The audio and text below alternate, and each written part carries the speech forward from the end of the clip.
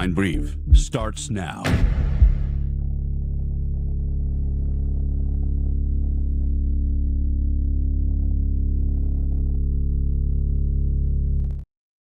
What is up, everybody?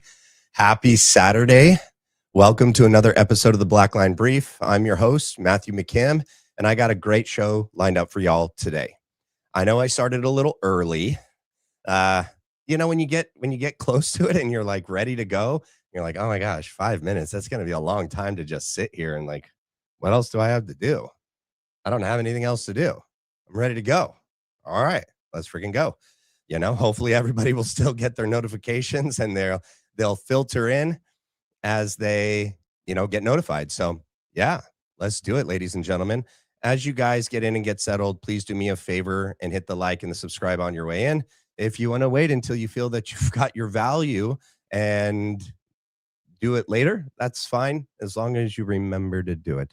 Sometimes people forget and life pulls them away and then they don't remember. So that's that. All right, ladies and gentlemen. So, I know that we did this live. We're not going to watch the whole thing, by the way. That's not what this is.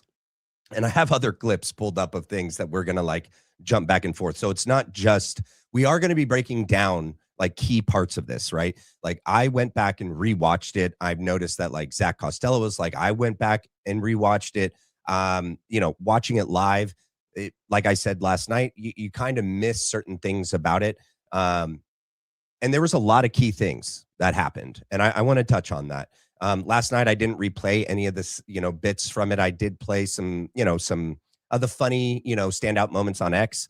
But today I want to actually go a little bit more in depth of some of the things that were missed, some of the things that I think were big that may be overlooked. And I want to also open it up to you guys for questions, comments, concerns. All right. And so let's get right into it. We're going to open up with Andrew Wilson's like opener, not the whole thing, just a part that I want to really focus in on regarding the text message that went out by Charlie Kirk. All right. Oh, and speaking of that, I got to remember to pull something up real quick before we get there.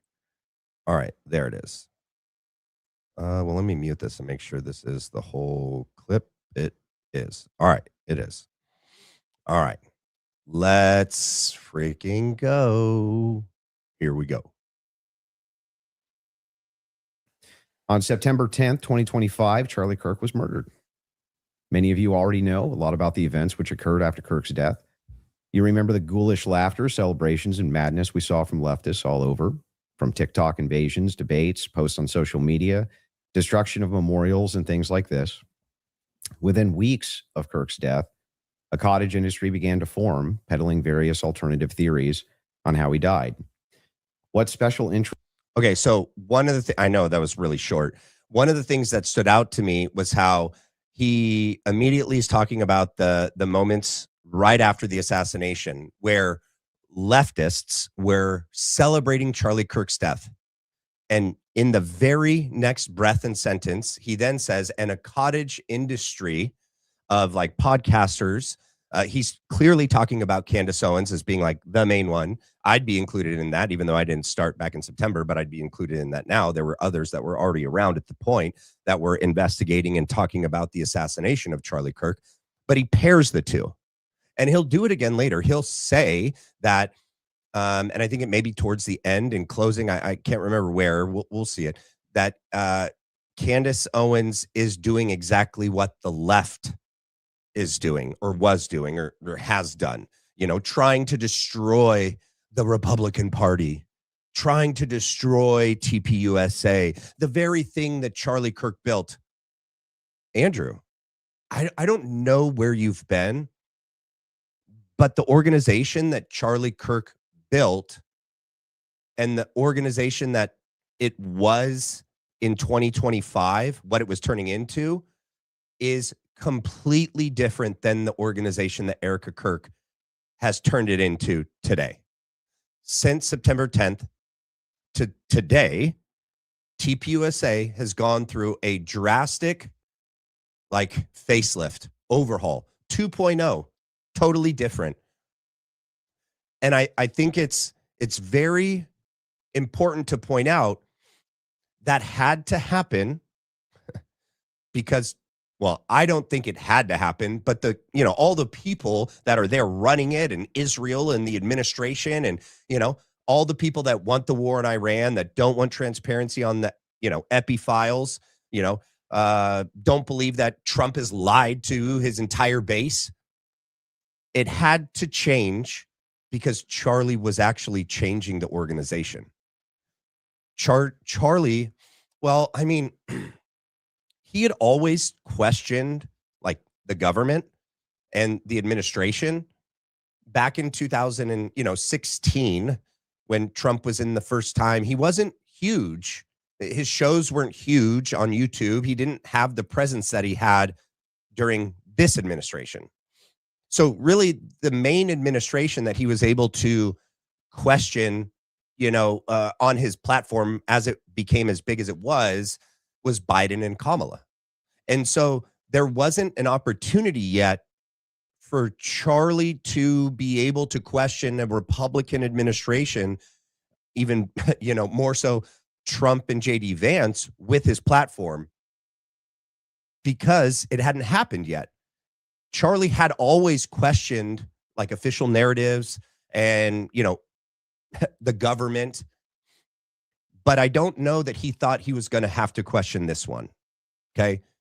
But he did. He got phone calls from Trump to tell him to stop talking about Jeffy Epi. That's weird. I doubt he ever thought that would happen. I think that he genuinely thought that the campaign promises that they ran on were going to be delivered. I don't think that he ever thought he'd be in that situation, that he was going to be having to kind of critique this administration for their handling of certain things, key things, promises, right? That he was going to have to like straight up call out Pam Bondi, Kash Patel, Dan Bongino, Trump, and JD Vance. And though he walked a fine line with how he was doing that, he clearly was. He wanted more information and transparency. He wanted justice, and it wasn't being delivered. And it obviously was affecting the president, that he had to call him and tell him to stop. Likewise, I don't think that Charlie thought he would be in the predicament that Trump was going to get us entangled in another foreign war. Keep in mind, yes, Bibi had been beating the drum since 1996 regarding Iran, and Charlie was very aware of that. But within the first year, so, sorry, 2023, and I'll play this clip in a minute on the PBD podcast, right? He's already starting to address Israel and their handling of October 7th and their response. I think he was concerned of where that could lead in the broader context of the Middle East. But Trump promising and JD Vance promising him no foreign wars, right? That he believed him. But then in the first year of the Trump presidency, Bibi had visited 6 and then 7 times. That's the amount of times that Bibi had visited in the entire prior 4 years in the administration, in Trump's last administration, in 1 year. Okay. That Charlie was put in another predicament, that he had to go to the White House face to face. Whatever he was doing on the phone, through text messages and emails, wasn't sufficient. It was urgent enough to fly out there in front of the actual bombing of the nuclear sites to get him to not do it. So I'll land the plane here that just Charlie was, put in a predicament where he had to be honest and transparent with his audience and with the people, American citizens, that he had to be transparent on the fact that he sees that Trump and JD Vance are not delivering on their promises. Okay. And he would know that he's the direct connection between the people and that administration. He's this like conduit. He's He's the middleman. And that put him in a very sticky situation. Okay.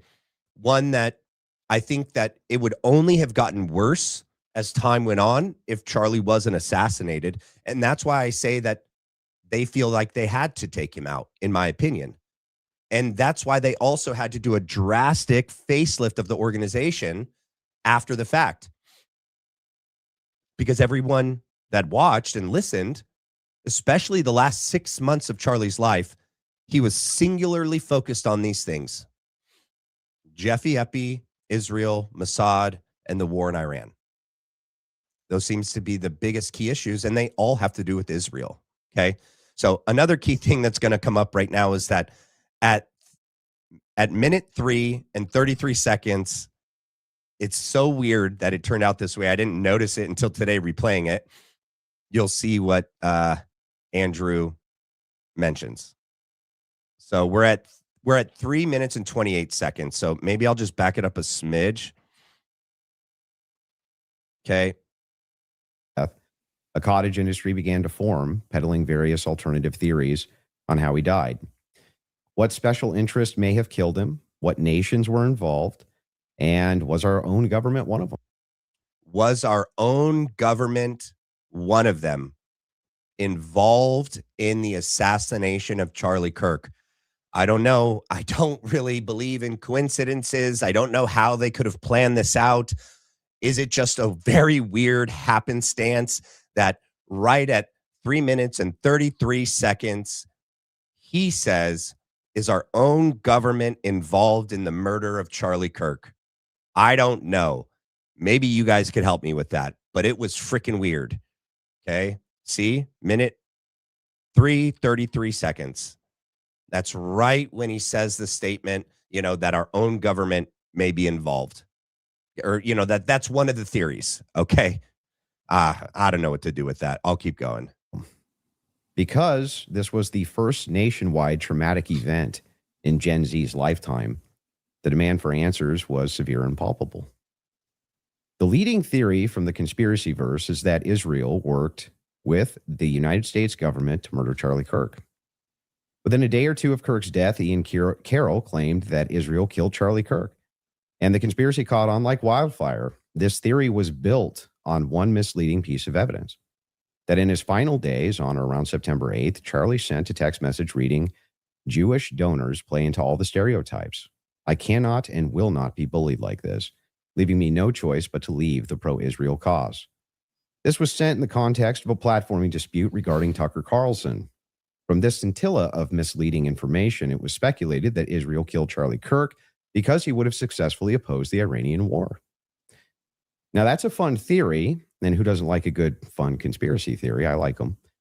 But there is no evidence that Israel actually killed Charlie Kirk. And if Candace has some, I'd like her to actually show it to me. I'm open to suggestions, but to date, there hasn't been any. There is, however, tons of evidence that a leftist killed Charlie Kirk, just as Charlie feared they would. I believe Charlie Kirk, and I have the receipts. All right. First of all, there's not a ton of evidence that a leftist killed Charlie Kirk. In fact, Adam will even say that. He's only 75 to 85% sure that Tyler Robinson killed Charlie Kirk. When he says overwhelming, he just means convincing. Okay, those aren't the same things. Like overwhelming means like 100% convinced, in my opinion. When it's overwhelming, there is no other thing, right? Like it's overwhelming. It's obvious. It's like, that's what it is. Convincing, not convinced. Convincing just means like, yeah, it's convincing. I know I use the same word to explain the word, but a little bit of a brain fog, but you know what I mean. Yeah. All right. Let's continue. No, I didn't have a dream where he came to me and told me that the left killed him. You're funny. No, he didn't come to me a dream and say, Candace Owens betrayed him. That never happened. In fact, I don't need dreams of any kind because I hold in my possession never before seen messages from Charlie Kirk to his security team on September 9th, 2025. I'm going to share the message with you today, which is the first time this. So it's a message between Charlie and the security team. We also know, so like it's probably given to him by Brian Harpel, by Dan Flood. It could have been by Andrew Colvett because he was also on that text thread, maybe even Erica Kirk. Okay. But I think those would be the main, culprits of who gave it to Andrew. Also, focus on the wording of what Charlie says to his security team. This information's ever been publicly revealed. On September 9th, Charlie's security team wrote to him, yes, law enforcement has been fully supportive and agreed to a security plan and posture. Tomorrow's event will be covered by both my team and the campus PD. If additional support is required, patrol units will be available. I have 11 on site. Charlie responded with this, okay, great. Remind them that they are there for one person's security only, because I'm somewhat worried the left is trying to kill me. One thing that I thought was very weird, Charlie went above and beyond to restate their job. That their job is to protect him. That doesn't sound like he was totally, secure that they understood their job description and scope. He felt the need the night before to remind them. And also, this is the text fully real in the way that Andrew just read it? I don't know. Will we ever see the actual text message? Maybe. Let's hear from Charlie Kirk in March of 2025. All right. Very unique type of person. And let me describe what I think Grant Cardone is anti-fragile. So someone who is fragile, they shatter when opposition comes against them. Like They're not an entrepreneur. Someone who is strong can endure opposition, but they don't get stronger in the midst of it. Something that is anti-fragile, love that. Actually, it is their life force the more you push against them. That is an anti-fragile organization, an anti-fragile entrepreneur, an anti-fragile creator. Does that seem to explain or, define Erica Kirk as an entrepreneur, as a creator, as a leader? Does the way he just explained that paint the picture of TPUSA right now? No, it doesn't. And it's a completely different thing than being strong. Someone that's strong survives and can withstand the storm. Someone that is anti-fragile becomes stronger after and through the storm. They convert the attacks. Bingo. The attacks actually become surplus advantages. Yeah, exactly. So, Which Erica and TPUSA are not doing. So that brings me to your haters, okay? Oh. Because I have a lot of haters. And most people say I have the most haters, but I can't have the most. I know you have a lot. I think I got more. And Trump's got a lot. I mean, anybody that's got big visibility is going to have a lot. Can you just talk about, have they aided you? Have they provided you with the impetus for more creativity and more solutions and more funding? No. Well, so there's two types of haters. There's I was trying to find a nice way to say this, but I'm not going to say it. There's I can say it for you. Yeah, there's like the purple-haired jihadist on a college campus that wants to murder me and my family. Oh. That, like... I don't have those kind of haters. Yeah, I know. Those people don't bother me, whatever. See, my haters are nothing now. Yeah, exactly.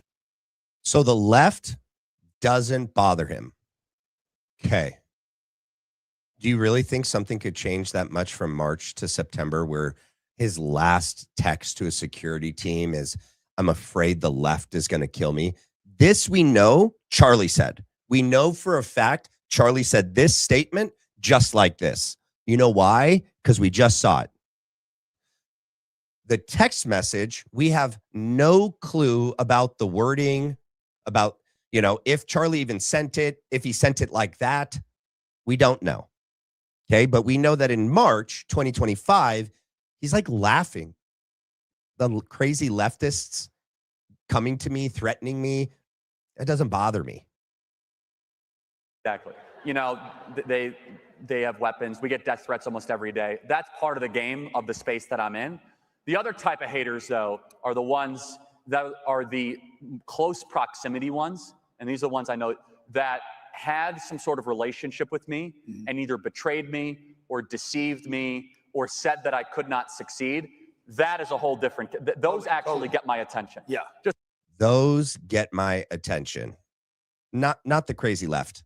It's like the random troubled person on a campus, whatever.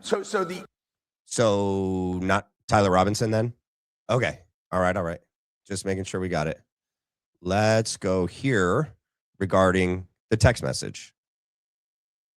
But I want to take the start of this show to address some of the things that have been going around on public, namely about a group text chain that has been made known and released by Candace Owens.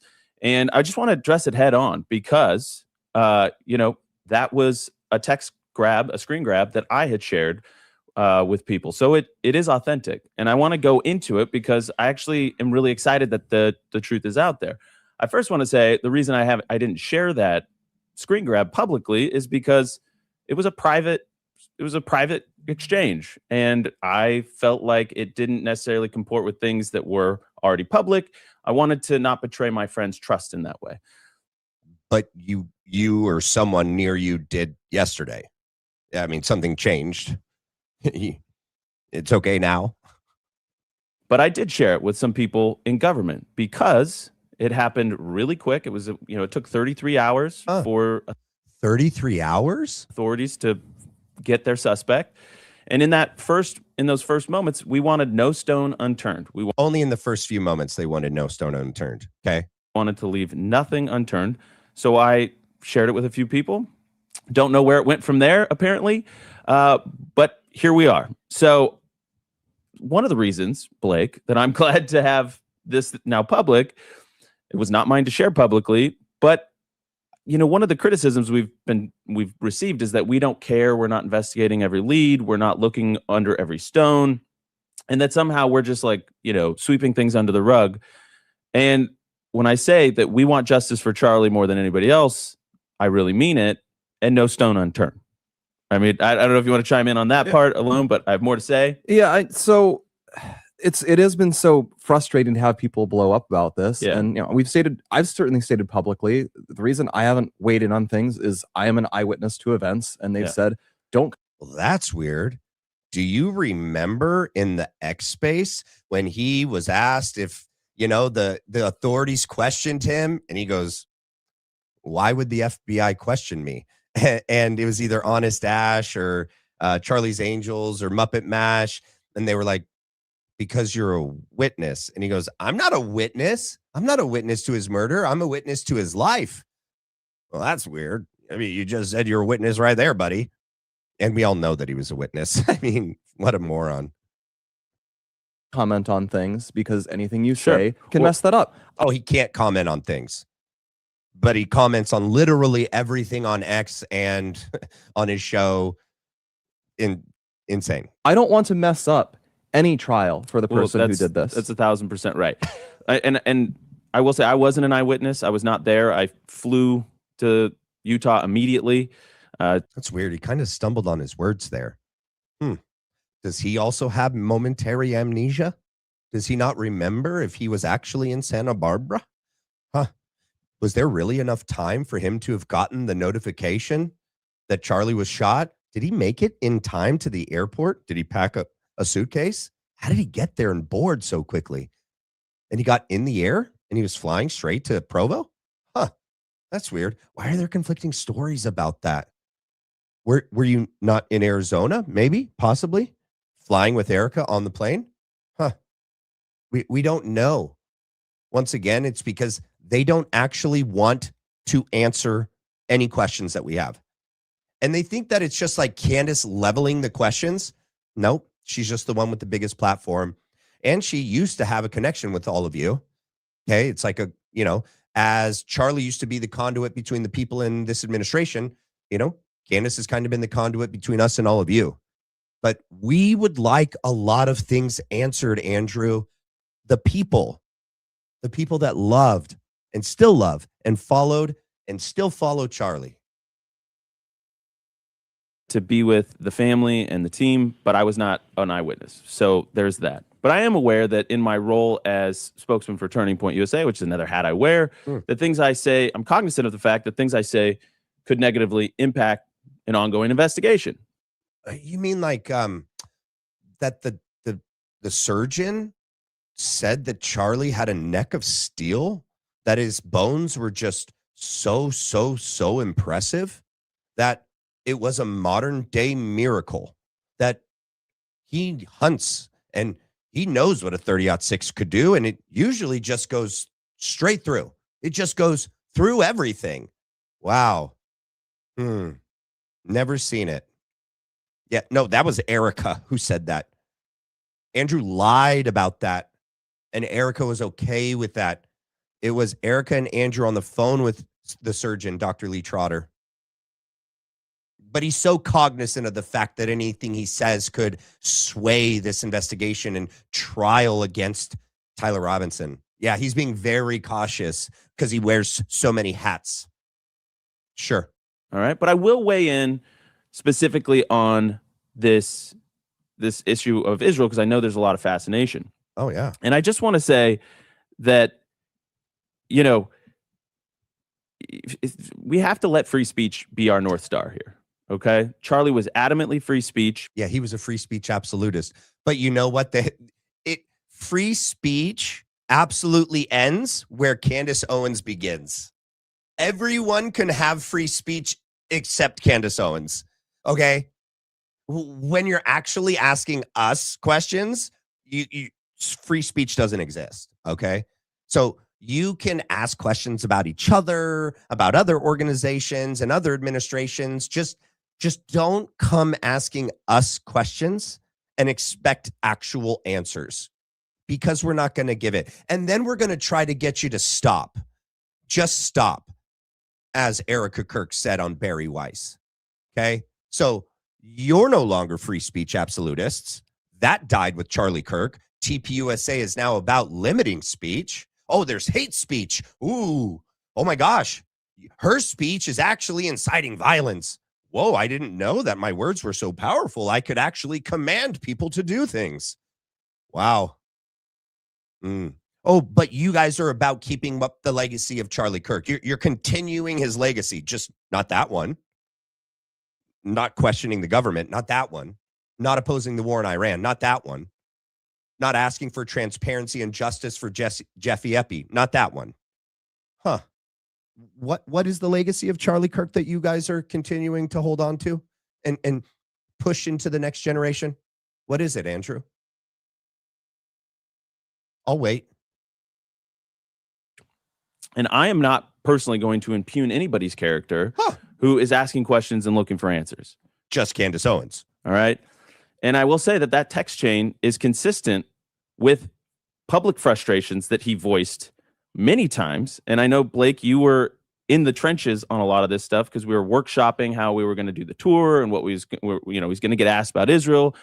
They were workshopping how they were going to do the campus tour because they knew he was going to get questions about Israel. That's also why Charlie did the sit down with the chapter leads in the summer of 2025. He wanted to know their thoughts and feelings. Andrew tried to control that event, that sit down. Charlie was in full agreement with all of the students. What was he going to say? And this is consistent with things that he told his friends, people that are, in the wider movement, about his wrestle that he was going. And so I just want to say, so he was wrestling with it. He was struggling with his, whether to leave the pro-Israel cause or not. Yeah. Whether to support this administration publicly, ongoing, whether to have a love for the Jewish people and the people of the Old Testament, the Israelites, and how to navigate opposing this tyrannical government and the sycophants that run it.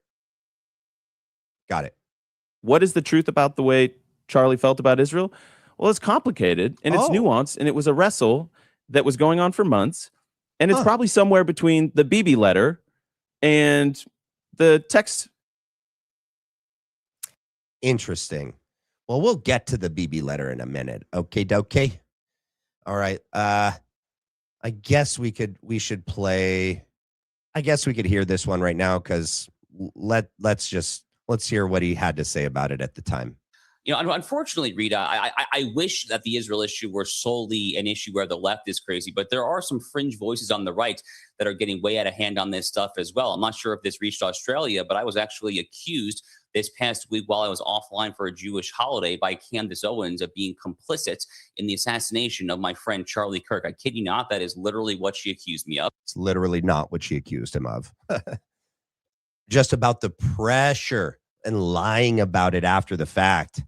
That you were there at the Hamptons, you're in the text thread, you were there the night before on that Zoom call with Rabbi Wolicki, you were pushing pressure, you were confronting, combating with Charlie and his ever, increasingly changing view on how to support Israel and how not to. It is an insane, deranged, evil thing to say. And Wow. The only reason that she is doing this, the only reason is because I myself am Jewish and a supporter of Israel. And it complicates their narrative that Charlie Kirk actually was a firm, die-in-the-wool friend of the Jews and supporter of Israel. So to the very end? I mean, Andrew just said the complete opposite. He literally just said the complete opposite, Josh. That's freaking weird, man. That's really weird. All right, let's go back here. That was a message sent September 9th. All right, and then he goes on. Let me get to Candace's. Wait, did we make it past 4? We did. All right, let's get to Candace's opener. 9:31. 9. Why can't I get right? I need 30. All right, 28. That's the closest I can get it. Thank you, Andrew. Candace? Did you get it out of your system? I did. Okay, great. Well, I'm not going to waste time with the preamble because I think I just want to get to the substance of the debate, and we'll just speak to the audience. I have obviously had an audience since we've been covering this case. People know that there was a personal friendship between me and Charlie, and diminishing the pursuit of something that makes sense regarding what happened on September 10th by throwing it to this is just people who are conspiracy theorists. These are people who are just trying to generate clicks. I don't think that people should be satisfied by that. I want people to remember that it's important to think. We've been lied to by the government a great many times over, just the last couple of years, if you just think of the things that we've learned about our government. And I do want to say this. What's been the most disturbing element, I think, for everyone is that not only does the narrative not make any sense, which I'm going to demonstrate, I don't need to waste time with the preamble going through the points or trying to insult you or pretending that I've been running a podcast saying it's just dreams and vibes like I'm Miss Cleo. And that's the reason why it's taking so many influencers. It looks like $1 billion industry of influencers to dispute everything Candace says. Is not because I'm on my platform saying I had a dream last night. I don't think I think that diminishes you as an argument. Obviously, we have presented a lot of evidence. You just presented a text message and said this is evidence. Well, that's how this entire thing began.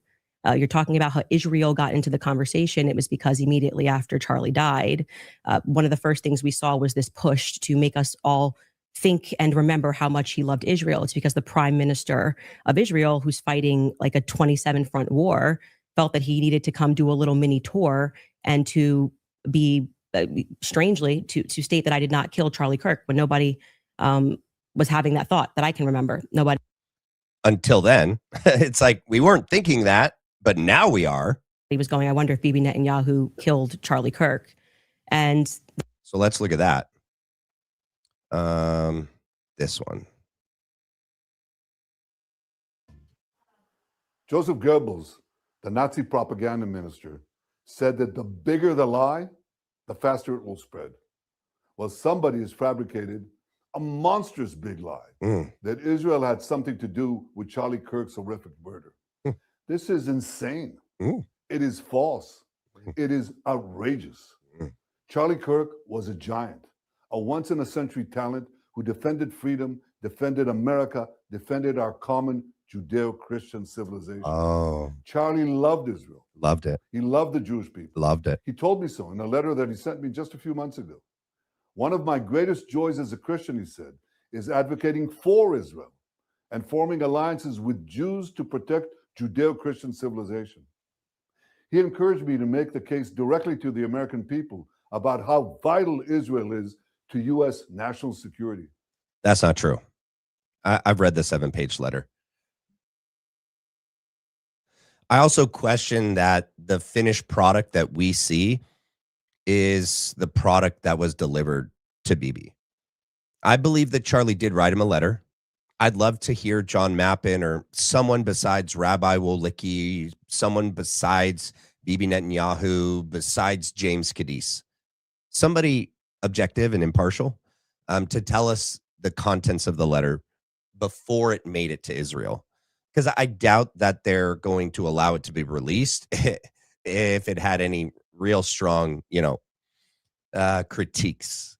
And it did, actually. Like, it had some, but it did not say what Bibi just said. All right, that's not the purpose of the letter. The purpose of the letter was to distance himself from Bibi. It was to tell him that he's completely ruined, Israel's public perception, specifically here in the United States, but also around the world. And it was from them shooting themselves in the foot with how they've handled everything. And then Charlie went on to give him a blueprint on how to fix it. This is what you should do if you want to fix it. But Charlie did not want to do it for him. He did not want to do it with him. He gave him the blueprint and said, there you go, buddy. Have at it. Bibi clapped back and was like, can I come on your show and do it? He goes, no, I don't think you're getting me. I don't want you to do anything either. You've lost the public's trust. Nobody likes you, dude. And I'm definitely not letting you come on my show to do it. And so, Bibi being Bibi goes, fine, I'll just go on all these other Zionist shills podcasts. Brandon Tatum is one of them. He told me, the Holy Land is so important to my life, it pains me to see support for Israel slip away. Now, if Charlie disagreed with a policy of mine or a decision here and there, he did. Not only did I not mind, I welcomed it. This is the essence of Charlie. This is the essence of a free country. It's exactly what Charlie stood for. Yeah, not you. And I knew that his suggestions always came from the heart, from his love for Israel and from his love for the Jewish people. A few weeks before his death, I spoke to Charlie. I invited him to visit Israel again. And sadly, that won't happen. No, he said no. He said no. That's the same kind of offer you've extended to Candace Owens. No. We're good. It's the same offer you extended to Tucker when he landed in the airport and you guys were like trying to get him out of the airport. No, I think we're good. I think I'm just going to stay here. You're going to have a, unique pressure session with me there, trying to indoctrinate me and threaten me. Who knows what else could happen? I think I'll stay. He refused. Now some are peddling these disgusting rumors, perhaps out of obsession. Yes. Perhaps with Qatari funding. Oh! What I do know is this. Yes. Charlie Kirk was a great man. Yes. And a great man deserves honor, not lies. Rest in peace, Charlie Kirk. May your memory be a blessing. Holy smokes, bro. Holy smokes. Then we had a round of influencers who lied and said Charlie was not changing on Israel, that he wasn't having any disagreements regarding that topic, that the day he died, he just loved Israel so much. And I demonstrated via a text message, which you just mentioned, and you're now contextualizing and pretending it was just about Tucker Carlson, which is not true. It was a part of a broader shift that Charlie was having over the last, I would say, actually, on your show, it began. Which we're going to play. But also Andrew Colvett and Blake Neff even admitted it was a broader shift that was happening over months, and it didn't have anything to do with just Tucker Carlson. Okay, that's not what it was about. So let's go to PBD. And let's hear, I'm going to let this play a little bit before Charlie's statement, because it's interesting to see what PBD was saying back in 2023 with Charlie in the room And if you were to go listen to what he said recently in the last year, he's completely flipped the script. Let me do this before I do that. Thank you so much for the gift, Suede. Thank you for the gift, Lizzie. XX Murdex. I emailed you a hyperlink of a clip of Andrew Wilson or Andrew Colvette. Great content, Matt. God bless you and your family. Thank you so much, XX Murdex. Did you change your profile photo? I think you did.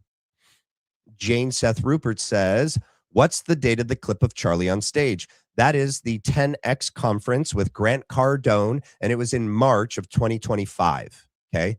If you just type in Charlie Kirk 10X conference Grant Cardone, it will be the one that pulls up, and it's from March 2025.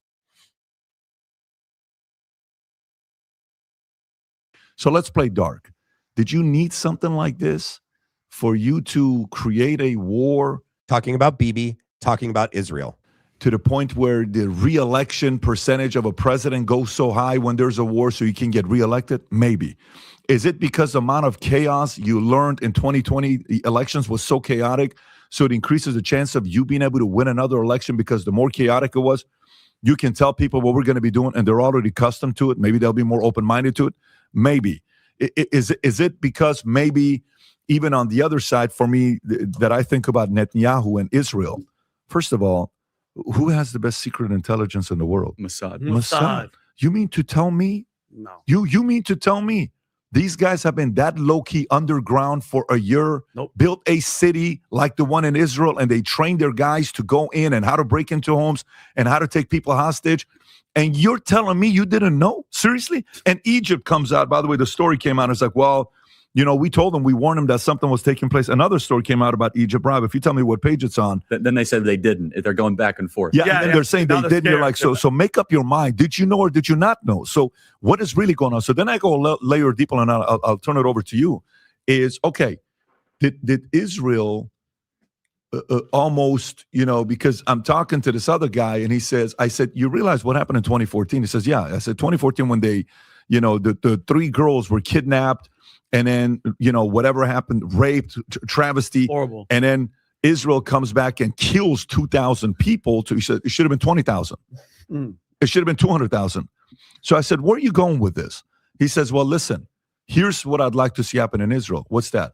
Only Jews live in Israel. Nobody else. We don't need to coexist. It's just not going to work out.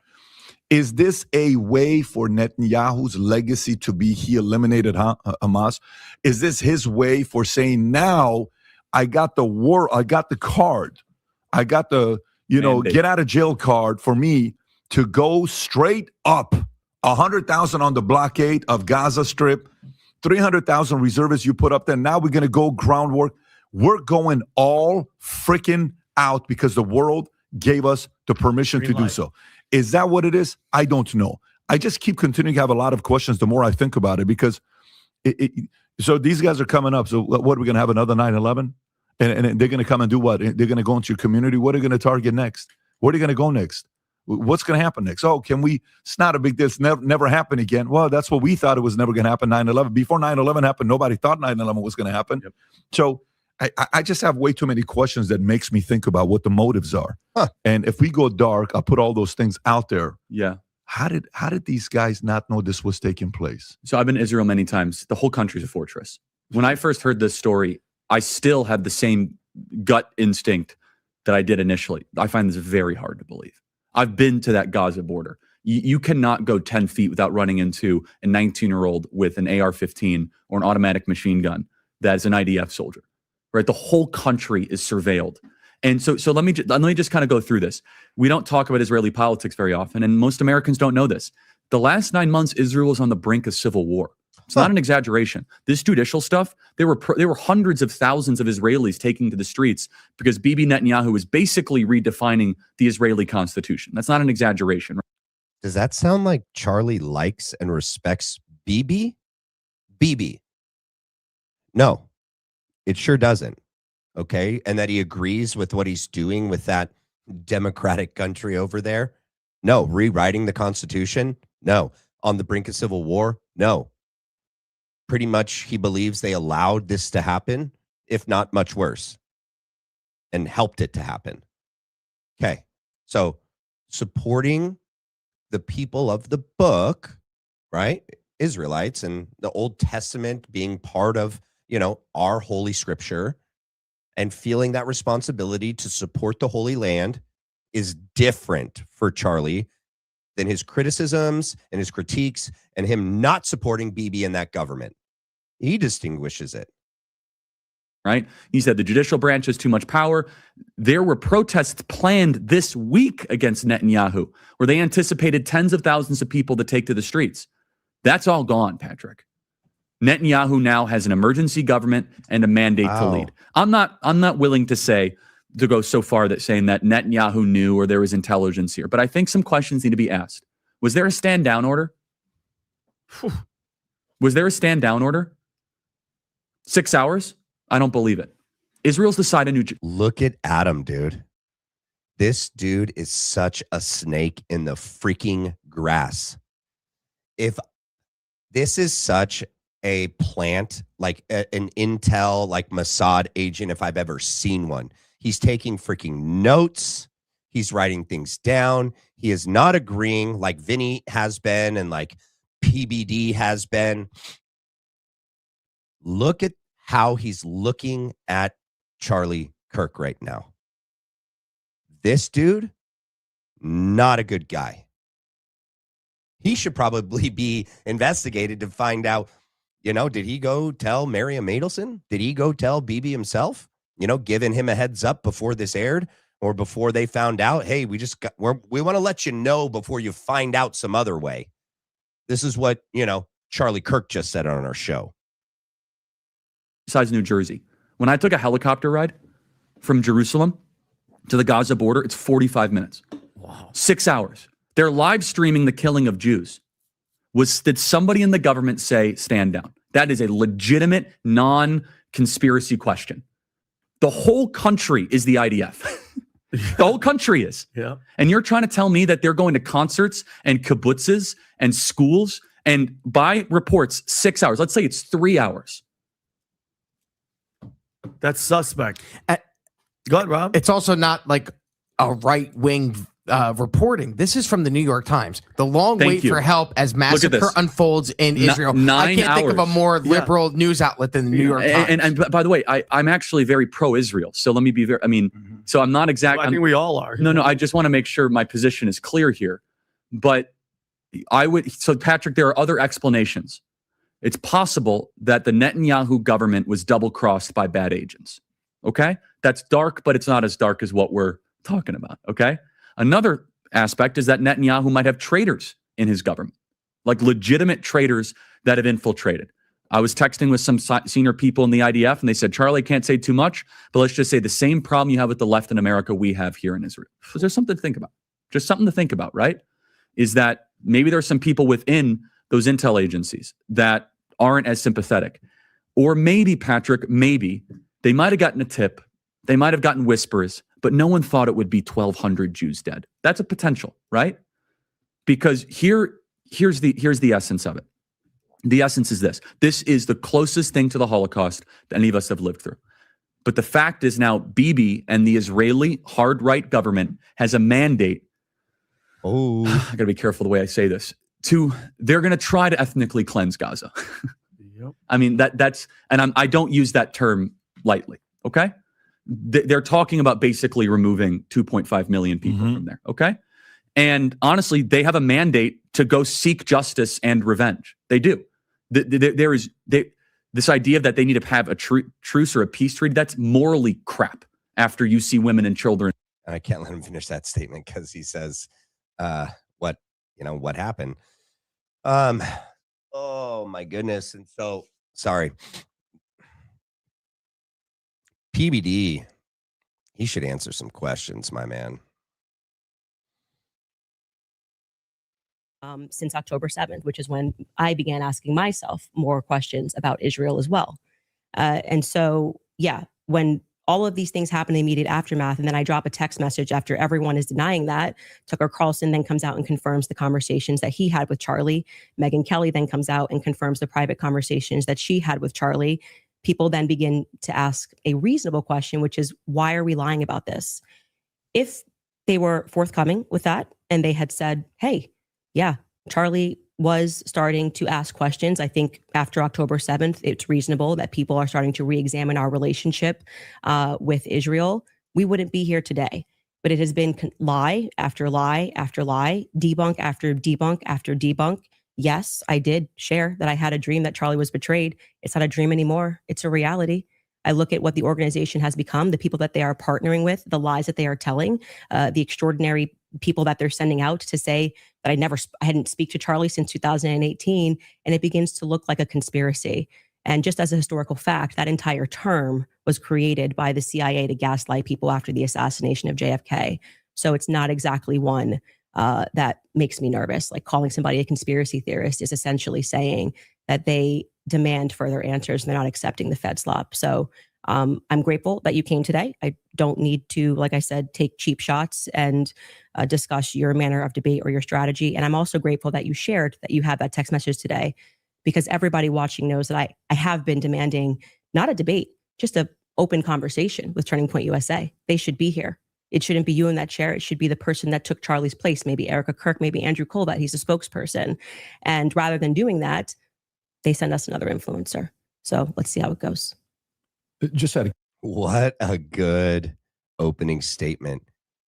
So in keeping with the spirit of Charlie Kirk, off the cuff, straight off the dome. Andrew had to probably have someone help him write his opening statement, his argument. Maybe he wrote it all himself. Either way, he read it word for word off of his iPhone.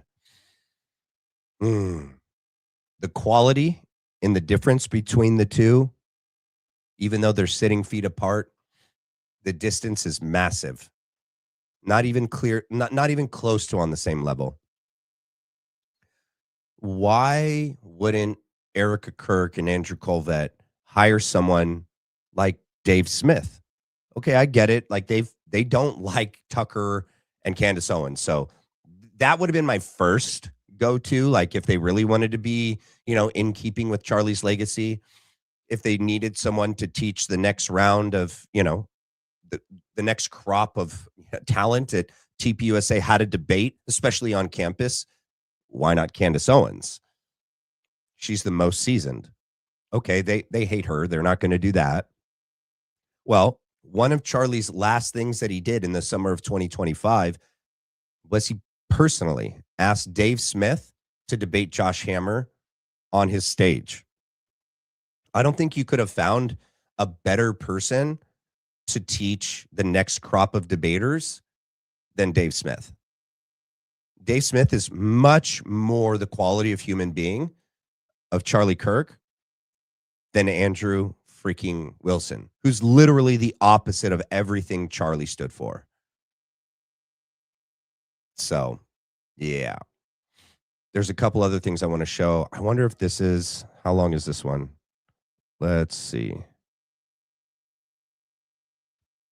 I wonder if it starts right at the beginning. Let's see.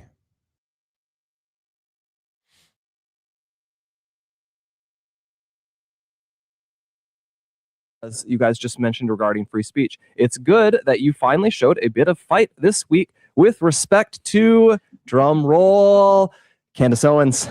This is exactly what Charlie would have done. He wouldn't have sat back and let her set the agenda in her attempts to destroy Turning Point USA and to destroy Erica. He would expose her for exactly what she is. You need to dismantle her fake claims like they do on Paramount Tactical and speak more about their falling out. When are you going to take the fight up to her? So he's talking about, Erica's speech that she gave on Wednesday, and where she said that she's been accused of killing her husband. Which she has. She has not been accused of killing Charlie Kirk. Okay, being involved somehow, being complicit somehow, even if that's only after the fact. Candace has been very clear. I've been watching every day. We don't know who killed Charlie Kirk. We have suspects, like the usual suspects, all right, who we think is part of that, and two foreign governments are involved in that. Some of our local, United States politicians are involved in that. A couple, United States agencies are involved in that. Some people within Utah, people within TPUSA are in the group of people that we are suspect of. Okay. And Erica Kirk is on the list. She put herself there with everything that she said and done since September 10th. She got herself on the list, just like these two got themselves on the list. Like out of the gate, when this first went down, we weren't suspicious until like literally every time they got on camera, even immediately, like Blake did one inside of his car. Tyler Boyer did a bunch right away. Andrew Cole, they couldn't help themselves. They got on camera, on a mic right away and just started talking. And boy, did that start the wheels a turning for all of us. Because now every time that they've been on the mic and on a camera talking about Candace, talking about Charlie, talking about the assassination, it's only made them more suspicious to all of us. There's not like one thing that they've done that's like made our suspicions go away or go down, only go up, only increase. There's been some fake nonsense where people say, she's never been accused of that. Bogus. I posted it. I've had to watch far too much stuff about this where if they're saying Erica should be arrested, that she should be brought in and questioned. And then Andrew's going to say, someone said that she's a robot and should, slice her to see if she bleeds. I've never heard anyone say that. Robot. If this evidence was against anyone else. She's a robot, stab her to see if she bleeds. I've never heard anyone say that. That's funny, But yeah, we did say that she should be pulled in and questioned. And there's no indication that happened at any point. Okay. Because we know her timeline. We know, like, she documented the timeline in those first days and weeks, first hours, days and weeks. We know exactly where she was. She was like posting about it. She was doing the casket scene. And then these guys all gave us a timeline of how long they were at the hospital. Then they went to Salt Lake City where the autopsy happened. And then we know the next day was the casket being flown back to Arizona. And we have videos of that being loaded onto Air Force Two and offloaded in Arizona into the mortuary after that, or where the casket was taken. So when would she have been questioned? When did that happen? Else they would be on trial, which has been said. If they're saying she's part of a conspiracy, they are saying that she did it. Period. And I'm not going to accept any nonsense. It's not the same.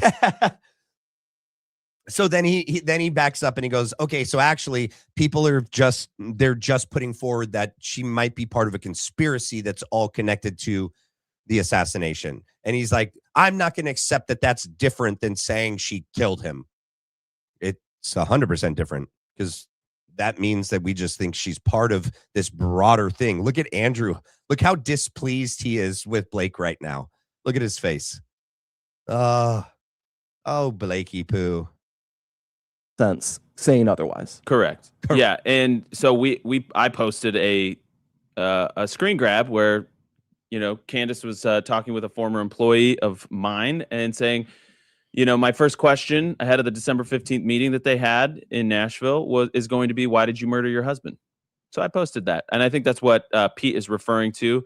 Yeah, I mean, listen, I think that there is some truth to that, and where the line really gets for me is if you're going to come for Erica Kirk, you're going to start having to go through me, Blake, and the rest of us, because I'm sick of it. And I'm sick of Charlie's widow getting attacked.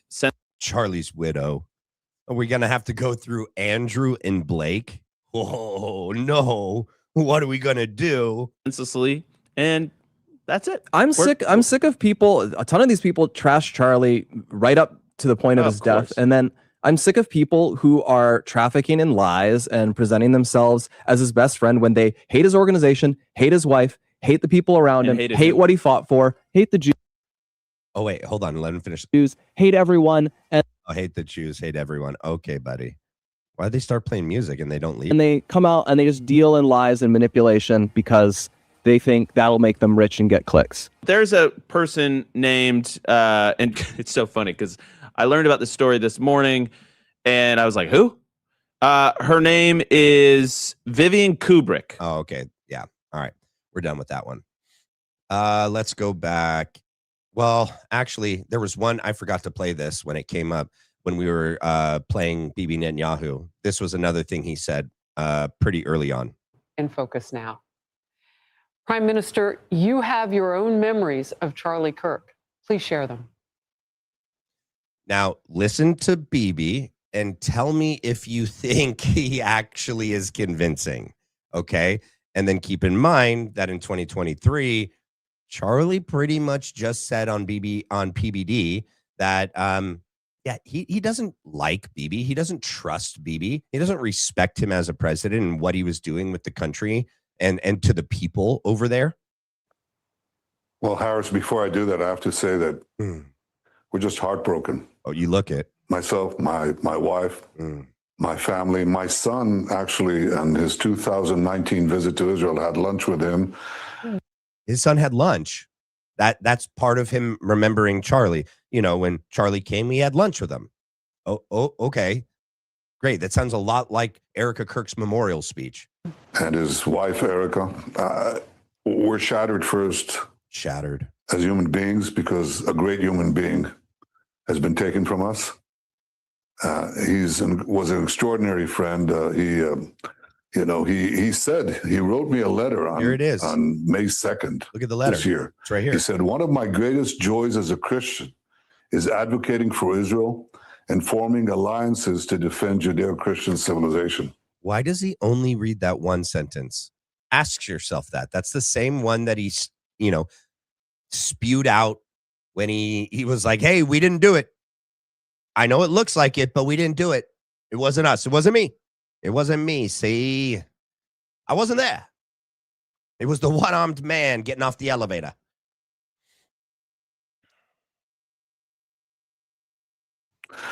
A few weeks before the tragedy yesterday, I called him and I spoke to him and I said, please come to Israel. I invited him to Israel. And sadly, that visit will not take place. But he was a defender of our common Judeo-Christian civilization. He was unbelievably excited to walk in the footsteps of Jesus here. He had already walked in the footsteps of Jesus. He was excited to. He already had. You invited him to come. He said, pass. He valued our bond, the bond between America and Israel. He did so many things to defend free speech. He had his truth. He stood up for it. But he said, you can come and debate me. That's interesting. He had his truth. I wonder if he's talking about the truth that he was speaking in the last 6 months of his life, which seems to have led to his assassination, and that all roads seem to, in my opinion, possibly lead back to you. You. Maybe. His truth. Not truth, just Charlie's truth. All right. He invited that debate. He certainly didn't invite the violence, the horrible violence that tried to silence him. And, this is a worldwide problem. The people on the extremes, the Islamists, the radical Islamists, and their union with the ultra progressives, they often speak about human rights. They speak about free speech, but they use violence to try to take down their enemies. How rich is that? That this guy says that other people use violence to achieve their goals. Freaking Bibi is criticizing other people for supposedly using violence to achieve their goals and objectives. If that's not the pot calling the kettle black, I don't know what is. Whether it's President Trump, who's been almost assassinated twice, or, they try to kill me here too. But they got Charlie Kirk, and it's just heartbreaking. Yeah, the young people in both our countries look to him, and I don't know what is being said with regard to that right now in Israel, but I am curious. I mean, he is a beacon for so many in his young generation. Your last quick thought. Look, sometimes people can be irreplaceable. Charlie was 31 years old. He was a great hero of our common roots and common culture. My older brother, was 30 years old when he died trying to successfully rescuing Israeli hostages that were held by German and Arab terrorists in Entebbe, Uganda. And I thought about my brother all my life, and I think of Charlie. I'll be thinking of Charlie all my life. They're gone, and maybe they're once in a generation, but generations then live by their legacy. Amen to that. Some people are irreplaceable, but some are replaceable. Maybe you'll remember him. What a schmuck. Oh, my goodness. All right. Yes, I saw let me get these real quick. Thank you for the gift. Thank you. Thank you so much. Jesus is Lord. Thank you, Chris Turner, for the gem and gift. And Mackenzie Holm. Matt, not sure if you've covered this, but you need to replay the last time Charlie was on Tucker's show where he misquotes the verse from Proverbs. It's the 1 hour, 32 minutes, roughly 30-second mark.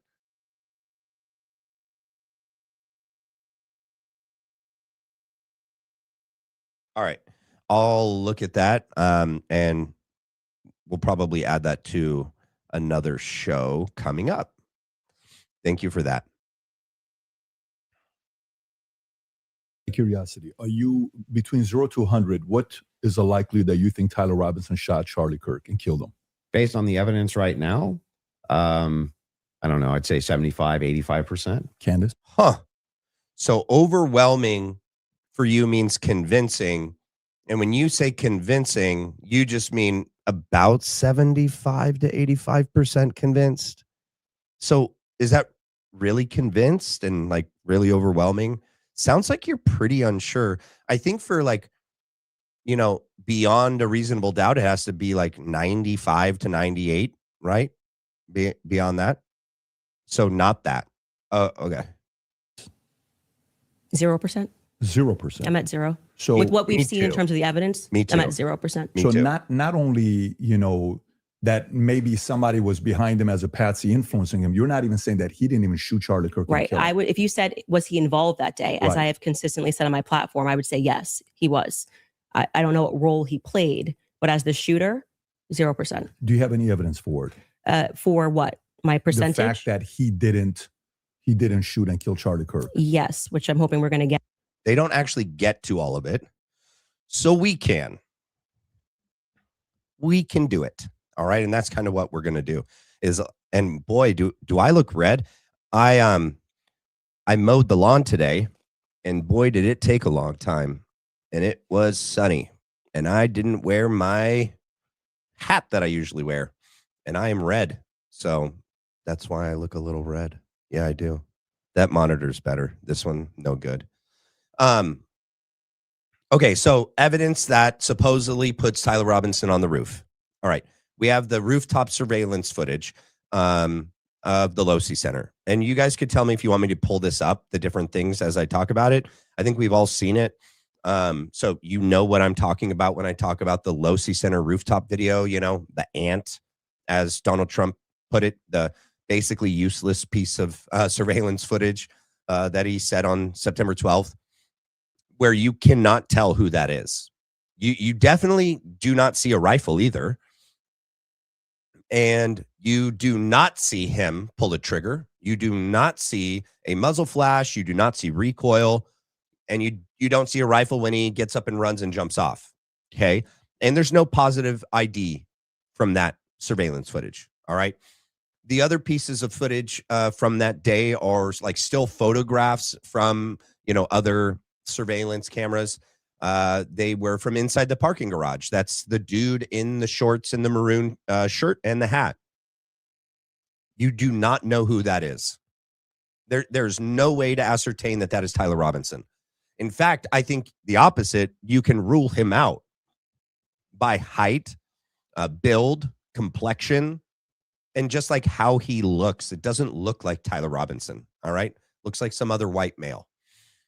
And then we have the gentleman walking down the stairs right? Going under the underpass and then up the stairs, right? That's Eagle Boy. That's the dude wearing the black long sleeve shirt, the long jeans, the Converse, the hat and the sunglasses and backpack.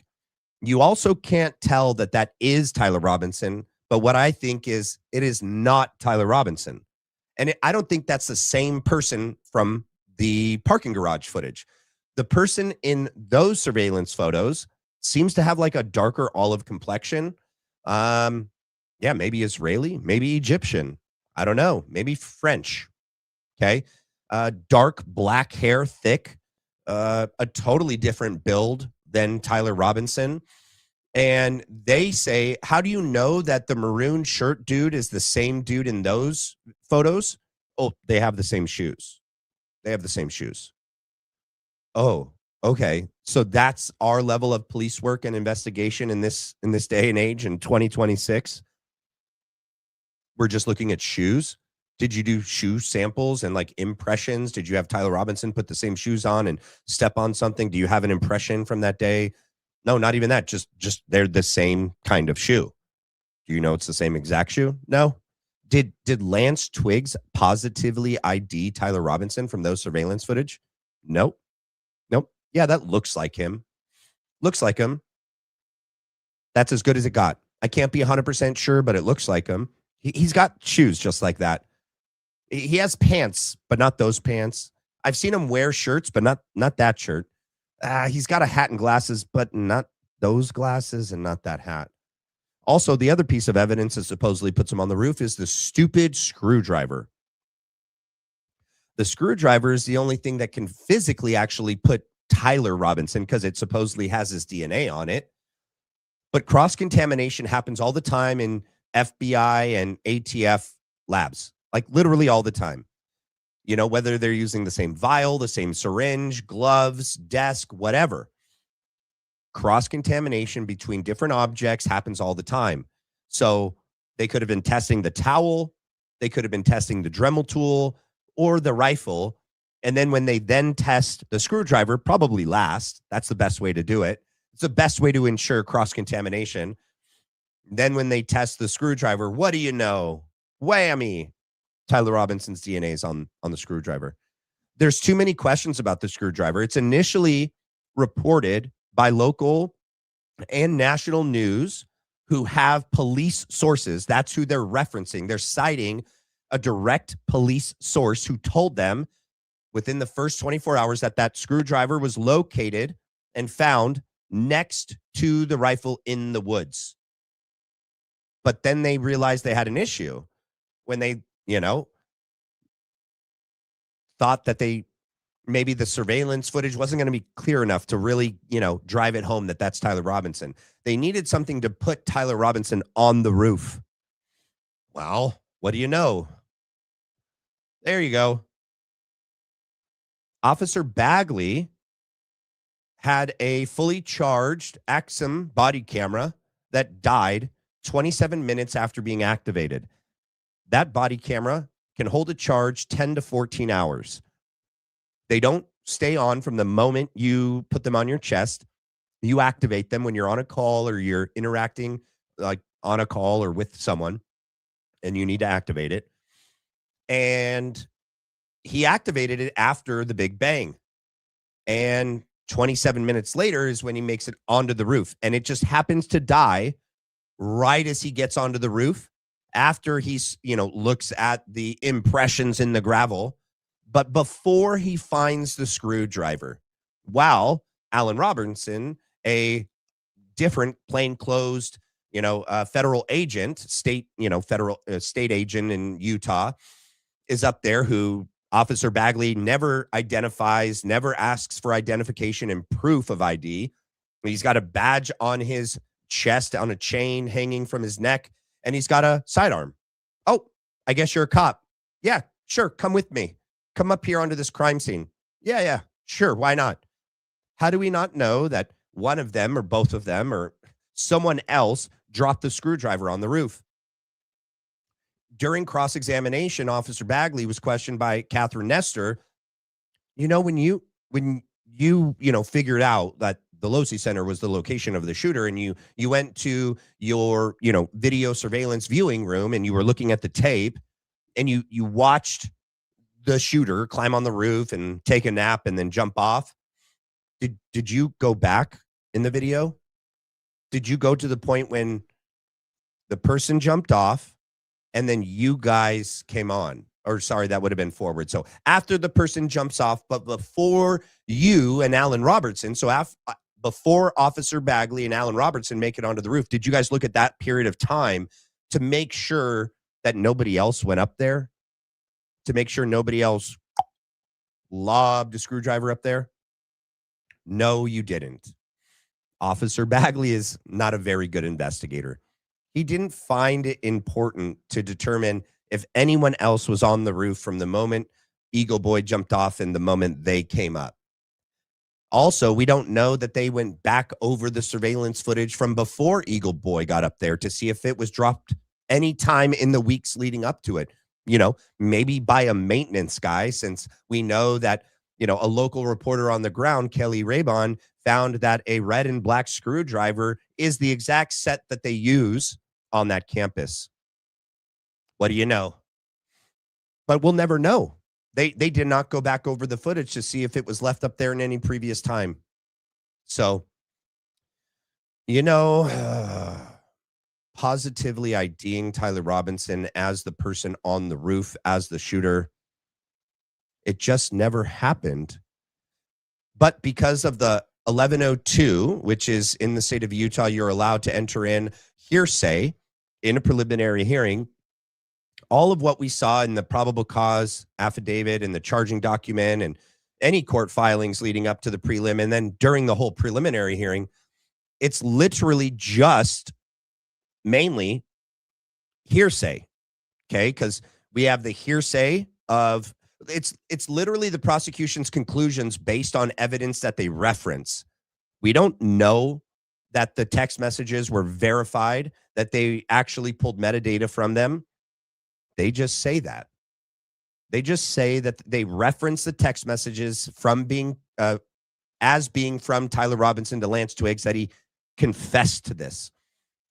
The same thing goes with the supposed interaction between, you know, Tyler Robinson and Mike Mitchell, which is the LDS police officer that helped facilitate, you know, the safe surrender of Tyler Robinson to authorities with Tyler Robinson's parents. In those documents and in the preliminary hearing, they tell us about this. We don't know who said that. We don't know if that's Tyler Robinson's parents, if that's Mike Mitchell. We don't know if either of them said that at all. We just have to trust them. And they're allowed to do that in the preliminary hearing. Most of what they enter into the preliminary hearing would not be allowed in the trial. And they knew that. They had to get it in the record and had to get it in then. Same thing with the Lance Twiggs testimony. That guy was coerced, given immunity, limited, but still enough immunity to not be put on trial for as an accomplice to the murder. The questions were extremely leading, all of which we came in the March interview and not in the September. We don't know what happened in the September one. So, yeah. To all of the evidence that he feels that he has. I mean, I'm not even convinced that Charlie was shot from the rooftop on Losi that day. Me neither. Based on the evidence that has been. Do you think he was shot? I do not think that Charlie was shot from a 30-06 from Losi. But just shot at all. Oh no. I don't know. I think that a projectile hit Charlie, and I'm open to other people's presentations, but I have not seen any compelling evidence that Charlie was shot by a 30-06. Can we see maybe if we're going to have an olive branch to each other, if maybe we can establish what we consider the facts of the case to be first? Yeah, sure. Okay. So you're not sure if he was actually shot. You're open to alternative theories. He was definitely hit with a projectile of some description. If we're talking about was he shot from a gun, a 30-06, I would say definitively no. Okay. It defies common sense to think that he had a Superman neck. And even if he did have a Superman neck, which has been demonstrated, I think actually recently a YouTuber actually set up Spalhalla steel cages and shot it and it went through. So under no circumstance will I. So at least not a 30-06. Definitively not. Yeah, 30-06 you from are low C, open, 150 feet. No, but you're not necessarily closing off the avenue that he could have been shot at all. with maybe a smaller caliber, maybe. Okay, and then there's some things that I'm going to make concessions on that I do think we need more answers on, and I'm fine with that, and we can get to those things as well. The other thing is in the timeline. One of the things that we dispute, I think, on the timeline is that you think that Robinson drove hours away to a steakhouse in the timeline. Is that correct? Yes. Okay. And what's the compelling evidence that you think you have there? I spoke to the owner of the restaurant, and I have seen the receipt. I know the conversation that I had, and I think it's enough that it will be presented. Obviously, if this goes to trial, but yes, I do believe that he was in Panguitch, which is near his grandparents' home. Did he give you an unedited copy of that receipt? I have seen an unedited copy of that receipt. It was not given to me from the owner, but I want to. All right. I'm going to hop to the next point that I want to get to. 10107. All right. This is the closest it's going to let me get. Then we look at the filings, which came from the defense, and they were requesting an extension saying, we have gone to. Actually, it's a little bit further back, right when she starts talking right here. Another element of that is why people don't feel good about the Charlie thing. Why do we have so many influencers saying things? It's over. Why are you guys all using the same adjective? Can you switch it up? I'm overwhelmed. Like, chill. Like, you could say, I found some parts compelling. I think this should go. Like I found some parts compelling. Maybe we should, see at the trial. That would be kind of. Don't you think Fed slop's a buzzword for the counter industry? But everyone on the same day of watching this trial, which was, I would say, not overwhelming at all. No. I love that one of her tactics is she doesn't respond to everything that he says, right? She just ignores it. Why does this keep doing that? All right, there we go. She just ignores him and moves on. She's like, I'm not going to respond to what you're saying, bro.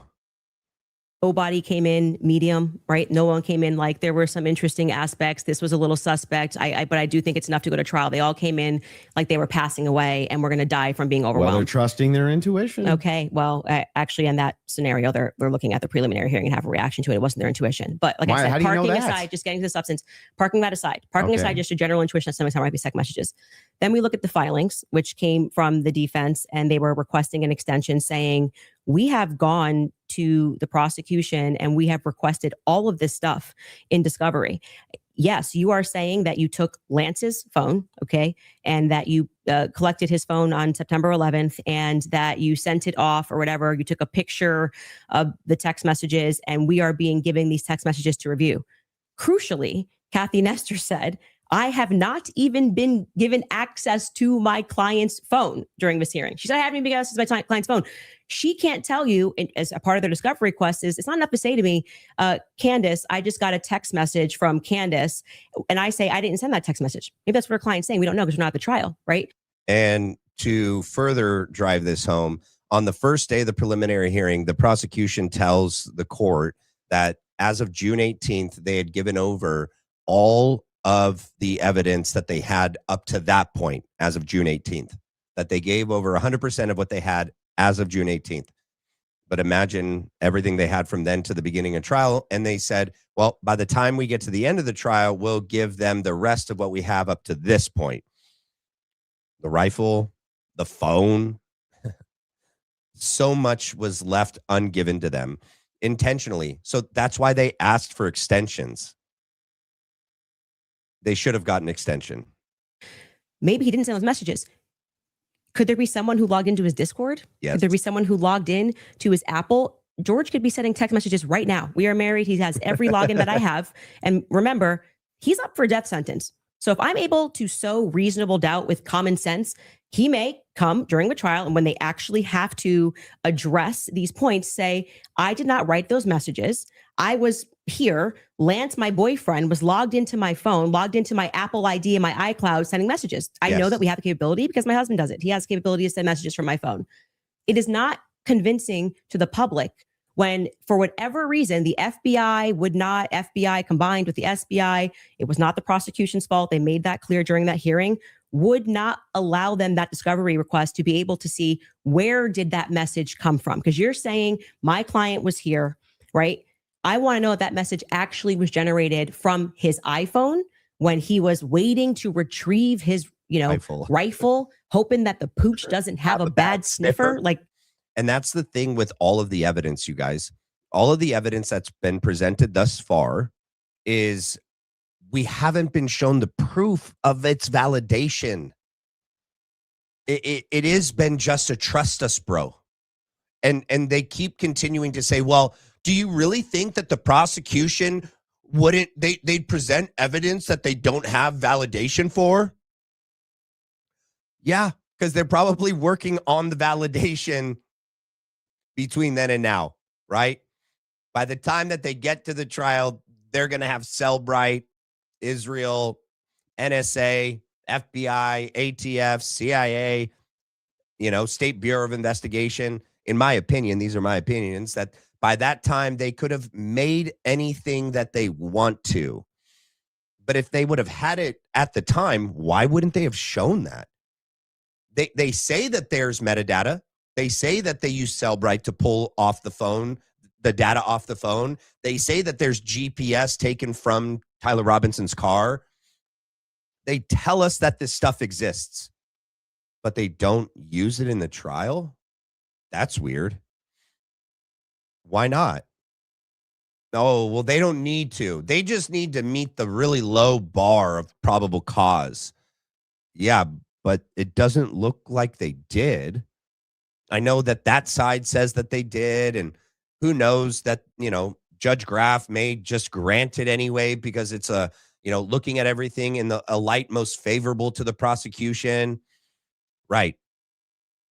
So they probably knew that no matter what they did, it would be pushed on to trial.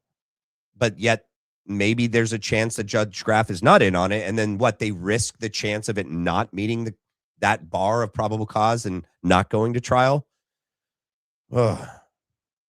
We just have to trust them that the evidence has been verified and validated, but all the evidence that they've shown thus far, like when you talk about the DNA and the ballistics, I mean, Candace will touch on it. I've touched on it before. His DNA would be on the rifle, right? It's a family heirloom. The ballistic expert said it was in 1943, so it doesn't even match that black one that they keep showing us. But if it was handed down to him, and Tyler Robinson was not a shooter. He's a bow hunter. Tyler Robinson didn't like shooting guns. His brother did. Tyler liked bow hunting and fishing. So he would have been given that rifle because he's the eldest son, but then he wouldn't have really used it. And so that would make sense why his DNA on the rifle would be the most degraded, because he probably never used it. Okay.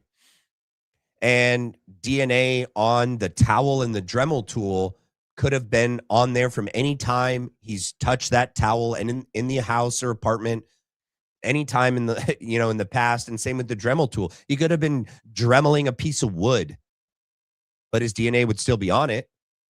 Just because they say the DNA are on these pieces of evidence, we don't know that those pieces of evidence actually are tied to the commission of this crime. They're just, conveniently planted, in my opinion, in, strategic places with other pieces of evidence that also seem to be planted. Because remember, the rifle wasn't found when the local police did their sweep, when the bomb sniffing dogs did their sweep, when the FBI did their sweep. Oh, but then the fourth time's the charm, they found the rifle. Okay. Yeah. Just trust us. The evidence is there. Just weird messages. I want to make sure that, yes, it was actually him. He was holding his phone, and his boyfriend didn't just log in to his computer when he was home. Lance was his boyfriend. That is a crucial fact here. That discovery was not met by the time we got to preliminary hearing. So I remain unconvinced by these text messages. Just as you feel convinced by them, I feel unconvinced by them. Okay. So then the idea here is the reason that you don't think that these are valid text messages, and you don't, right? It has not been proven that these messages are valid, and they don't sound valid to me. I don't think anyone, even if someone was selling like I don't know, pot on the corner would be smarter than to write a full-fledged confession. He even writes, I thought I would get away with it, and I was hoping never to tell you until old age. And then we're being told that he wanted to commit suicide. And okay, but he just said he wanted to get away with it, but he's not smart enough to, I don't know, maybe not text it's such a confession like we've never seen. I think this would be like the first time ever somebody has start to finish written an entire, I'm in this surveillance footage and I'm here and I'm wearing my Converse. I'm being a little facetious here. Do you guys remember yesterday when I played Mike Glover, right? The counterterrorism guy, who said they're actually contradictive, right? That a person that is smart enough to, on his own, right? That's the official story, that Tyler Robinson, a 20-something-year-old college student with really high IQ, high, test scores, got academic scholarships, 4.0 GPA, that this kid was, skilled enough to complete, infill, actions on, exfil flawlessly, actually hit the target, right? A live person in front of 3,000 witnesses, never had done something like that before. And then Mike Ritland was like, do you think that there's a possibility that, it didn't register to him the weight of what he was doing? And he goes, no, because that it's opposite of the official story, that, he was able to do all this, plan it in 2 weeks by himself, pull it off flawlessly. He goes, even a trained operator, who's trained how to keep their their physiological reactions under wraps, right? Their heartbeat, their breathing, their, fight or flight. You got to keep that from kicking in so that you can think clearly. That same person wouldn't be able to then just off campus throw it all away by being a total moron, an idiot, and confess to everything and literally know what it would take to plan all of this flawlessly and get away with it. Because if it wasn't for, the surveillance footage that you couldn't ID him from, and that supposedly, his parents ID'd him and got him to turn himself in, I don't believe that. I believe that he was going in, that he played some sort of role in this, and he didn't realize it until after the fact. And then he started realizing, probably he started seeing messages pop up on his phone that he hadn't written. And he was like, well, that's weird. And maybe when he went back home, Lance Twiggs, that whole encounter back home is not what he said it was. Maybe Tyler Robinson got really suspicious of Lance Twiggs when he went back home.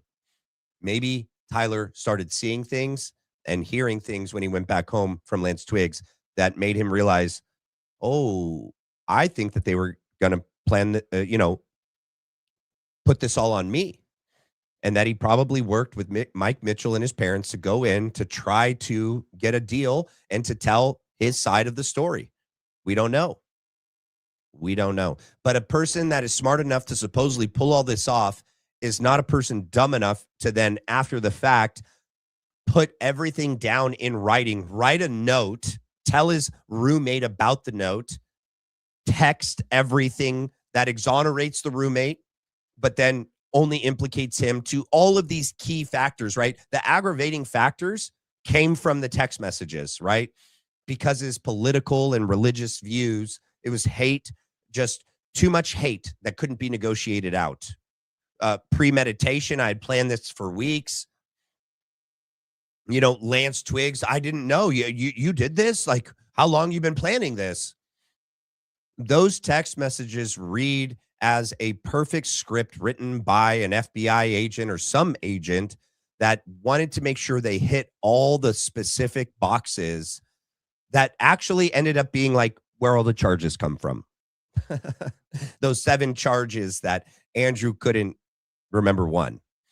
So yeah, we don't buy it, bro, that the person that could pull this off is the same person that throws it all away.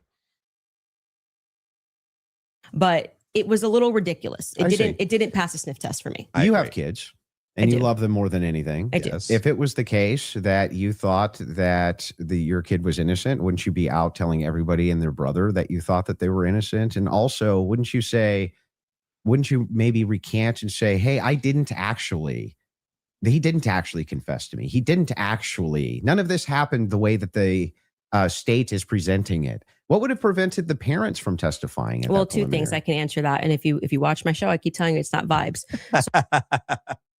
Man, she was just spectacular. And anyone that says anything different is just stupid. But yeah, there's so many reasons why the parents wouldn't be talking. All right. If just one big one is if his legal team told them don't make any statements. Also, if the FBI came to them and said, hey, your lives are in danger, we need to put you in witness protection. And now they're under lock and key and under watchful eye every minute of every day. And that seems to be what happened, that Lance Twiggs got shuffled off as the informant and he got protection. And then they got, Lance Twiggs's parents out, they got new houses. They went out of the country and now they're also being protected. But that Tyler Robinson's parents seem to be in witness protection as well from the source from Candace Owens.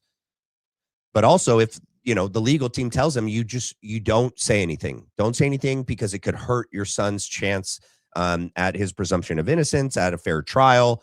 It could be used against you. Yes, there's also a gag order. They could have been feared into it by the FBI. They could be afraid like of their captors, right? Who are their protectors. But yeah, I'll let her say it. So right after the shooting happened, Lance Twiggs, the FBI put him into a safe house they paid for. They went to the parents as well, to Matt Robinson and Amber, basically said, your life's at risk. There could be somebody who jumps up and wants to avenge Charlie Kirk. And, we're going to watch you. And they went into a federal safe house. What happened next is that they started thinking that the feds were maybe gonna, maybe not as honest as they thought. And how do you know any of that? You gotta watch the show, right? Yeah, no, how do you know that? I had a source within the Robinson family. You have a source, an anonymous source, of course. So there's no way for us to verify that what you're saying right now is actually even true. Do you find it to be reliable hearsay? You guys remember a horse, of course, and that is Mr. Ed. That's what it reminded me of. Mr. Ed and the opening song for that. It's an anonymous source, of course. No, I don't find it to be reliable at all. It's just a source. I'm just doing what the prosecution What you're doing is did. a cool story. It's not cool. Well, you must have hated watching the preliminary hearing. You're giving us a cool story. Wait, you're saying that according to your sources, that the reason that the parents haven't recanted any of this. Recanted what? They have no statement from the parents. Wait, I just want to make sure that if it was the case, it was being reported in mainstream media that your father came to you and said, hey, is this you? What's going on here? And then he and one of his buddies took you in where you turned yourself in. You wouldn't go out and be like, no, that's not what happened. That isn't what happened, though. You're just wrong on this. Okay. Maybe I'm paraphrasing. What am I wrong on? What is sorry, just so I'm clear, where is your evidence that the parents turned him in? Well, no. I didn't say that. You said there's the mainstream media? I said with a sheriff friend. Yes. But the father did confront him. Okay, so this is what happens throughout the entire thing. In a live debate, it's so hard after words are said to go back and replay that in real time. He clearly right here does say that the parents turned him in with Mike Mitchell, with the LDS, former police officer, scoutmaster. Okay. But then you're going to hear him. He does all of these debate rhetorical, tricks to get out of. He bogs her down in the process of arguing, right? And it's so clear that that's what he came to do, not actually debate the merit of the arguments or the facts or the evidence, but is to win in this, game of debate and to bog her down. The father confronted what? Tyler Robinson. And where did you learn this? That the Tyler confronted that's part of the official documents. Our fact checkers can pull that up. But I'm saying, but when you say official documents, do you mean you saw this on CNN or you saw this play out in the hearing? No, this was one of the things that I went through and fact check pre-debate. Are you talking about the charging documents? I think it was it could have been in the charging documents, but I did. But the point that she's making here is that all that was presented in the charging documents, the probable cause affidavit in the preliminary hearing is hearsay. We don't have verification that the parents actually said this, that Tyler said anything to the parents, that Tyler said anything to Mike Mitchell. It's just being stated that way by the prosecution. It's all hearsay. We don't know. And that's what's so crazy about their side saying it's overwhelming. It might be, maybe when we get to trial and we find out that it is, okay, but at this point, it's not. It's just hearsay. The prosecution's just saying this. We can pull them up. No. And yes, are you disputing this? Do we have that on the back to pull it up? I can already tell you what you're talking about, the charging documents. Yep. Because Okay, this is where we had to figure out where this story came from, because everyone was operating under the assumption that Matt Robinson turned him in. Until we got to the preliminary hearing and we understood, like I said, even for that, when you are charging someone, you can use hearsay. It's all probative, right? Sure. Nothing. So they didn't have statements. It's not like Matt Robinson, even though he was interviewed that night. Amber Robinson was interviewed that night by a Fed, separate rooms. Tyler Robinson was interviewed by a Fed. They did not produce statements saying, my son did this. I believe my son did this. But what happened was they did interviews, but also the crucial person here who you just brought up is Mike Mitchell. Mike Mitchell is the biggest unknown in this entire case. Everyone keeps saying they heard from Mike Mitchell this, they heard from Mike Mitchell that. So when the person wrote up the report that night, and it was Brian Davis who wrote up what became the charging document, he after they transported Tyler Robinson from the Washington Sheriff's County office up to, I think it's Salt Lake City. I think it was 4 a.m. in the morning. I think I got up there. He then writes the what becomes a charging document. So he's basically saying, we all spoke to a bunch of people and here's the information that we got, right? We've not seen that. So it could have come from Mike Mitchell. Mike Mitchell could be saying, I don't know how this negates the point, though. Why it wouldn't truly the negates parents? the point, because you don't have a statement from the parents. Yeah, you are going. Why wouldn't they just correct the it's not correcting. That misinformation? doesn't negate the point. The point is that we now got the preliminary hearing. If the parents were the ones who said, I'm turning my son in because he's guilty. I didn't say they turned him in. I think you're talking about you said it's been the narrative. Everybody's known this. The narrative initially, which I think you agree with, was that, Matt Robinson. And he did. Remember, just a couple seconds ago, he didn't argue that he said the parents turned him in. He said the parents with this other person, Mike Mitchell. So he corrected and he goes, not the parents alone, with Mike Mitchell. But now he's saying he's not saying that at all. He does that throughout the debate. Also, he's going to argue that the absence of the parents coming out to correct the record, the absence of the parents coming out and saying that didn't happen, that's not true, that means that it is true. That's what he argues, that because the parents haven't come out yet to say that none of these things are true, that's not what we said, that's not how it happened, that therefore it means that it is true. Such a flawed argument. Robinson knew his kid was guilty and turned him into the police station. What actually happened in terms of Sheriff Brooksby, who was present there and gave a press conference, what happened was this Mike Mitchell character essentially peer pressured him, and we can get a fact check on this. We can find Sheriff Brooksby's press conference. And he said, they know it's you and you're going to come in peaceably, or people are going to be banging down your door. He was a undercover cop, which I don't like that. I don't know what he did undercover. It's very hard to find anything about Mike Mitchell, but he worked with them for 20 plus years, the police officers. The reason why Tyler Robinson knew him was because he lived nearby and he was also his Boy Scout leader. How does this negate the parents could write this second? And by the way, if you had the evidence, I'm going to address that point. I'm just saying that your first point, which is that the parents did this. Yeah, we don't know that the parents. I didn't say that they did ever. Never you're quoting the parents as having said. You said that Matt Robinson said that his kid was, you say, involved. I don't want to misquote you. Confronted him about him. Yes. And I'm telling you that we have not seen any evidence that is true. We can fact check that. Okay. Because we do have evidence. And I'm saying it's the charging doc, which could have been derived from a statement Mike Mitchell said. Two things I have ready in the back. One is the charging doc, and the other one is the video of Kathy Nestor saying she hasn't seen Tyler's phone. Okay, we can run Kathy to go back, and then just to go backwards to Kathy first in court saying she didn't get her client's phone. Yeah, and then I think we'll go to if you're okay with that. Thing not in dispute.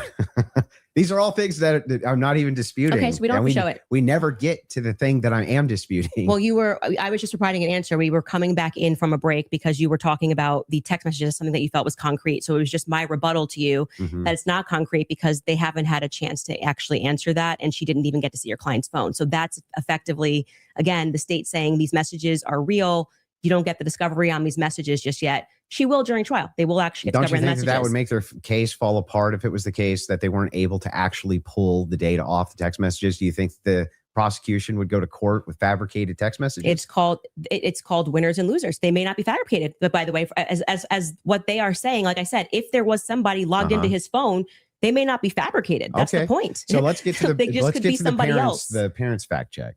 So I was saying, right? I believe what you're talking about was derived. Okay, so this is like the overarching thing that Candace has pointed out the whole time, right? Is that we don't know anything. And so for all of these people to be so convinced that the charging documents and the probable cause affidavit and the preliminary hearing, which references all this evidence that they say exists but have never been proven or validated and not been given over to the defense, that they're just saying, like, they're just accepting it as fact. But we don't know that it is. It's not been proven to be fact yet. And we're withholding judgment as reasonable, skeptical human beings who know that we've been lied to time and time again. And that these individuals like Governor Cox and, Officer Davis and all these other people have actually lied, and we've caught them in lies, that we're not going to trust them, that they just say this all is fact. But all of these people believe that this evidence is so overwhelming when they haven't seen the evidence either. They've seen the hearsay, the written statements by the officers and the prosecution just saying that, just trust us. The evidence is there, that we've arrived at these conclusions. We've arrived at these conclusions because the evidence is there. Defense hasn't seen it. We haven't seen it. How are they so positive? They're just so trusting of the government. It's insane. That's part of our issue. These are the same people that didn't trust the government with anything before, but now they do. With this, they do. And they want you to too. You too. From the charging doc, which was signed off by Brian Davis. Let's see if that's correct.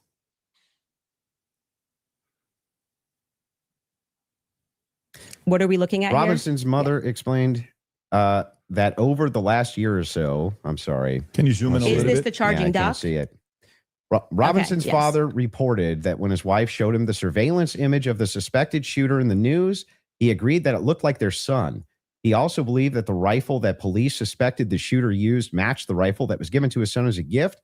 As a result, Robinson's father contacted his son and asked him to send a photo of the rifle, which makes sense with the text messages. Robinson did not respond. However, Robinson's father spoke on the phone with Robinson. Robinson implied he planned to take his own life. Robinson's parents were able to convince him to meet at their home. Yes. So this is proving my point. This is from the charging document, correct?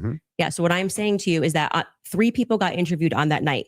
Mike Mitchell got interviewed, Amber Robinson got interviewed, and Matt Robinson got interviewed. Of the 3 of them, only one of them actually wrote a statement, which was referred to in this preliminary trial. He came in, I believe, in March, Mike Mitchell, and he wrote a statement, which I find to be very shady that they decided to bring. But why aren't the parents disputing that? No. Well, first off, that's the question. The parents are not going to ever play in court.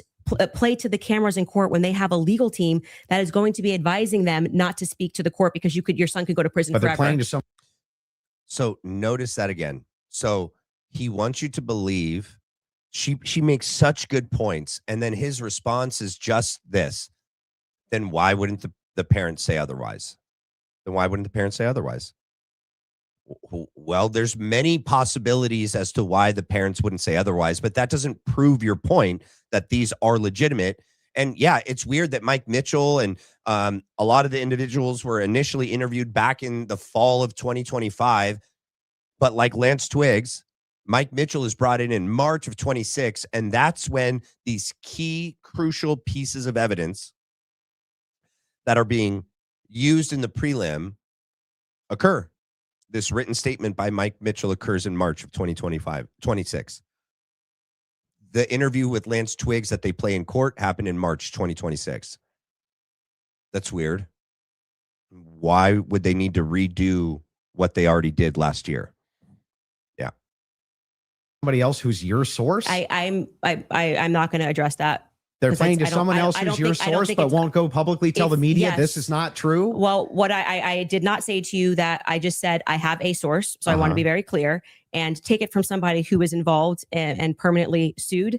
When I have to take my lawyer's advice, I mean, there's so many things that I want to respond to when people are speaking about. Yeah, but it's bizarre that they would utilize a source which would get the information to you, but wouldn't just go to the media and be like, actually, that's all wrong. I am telling you that you would nary find a lawyer who would advise you to go to the media.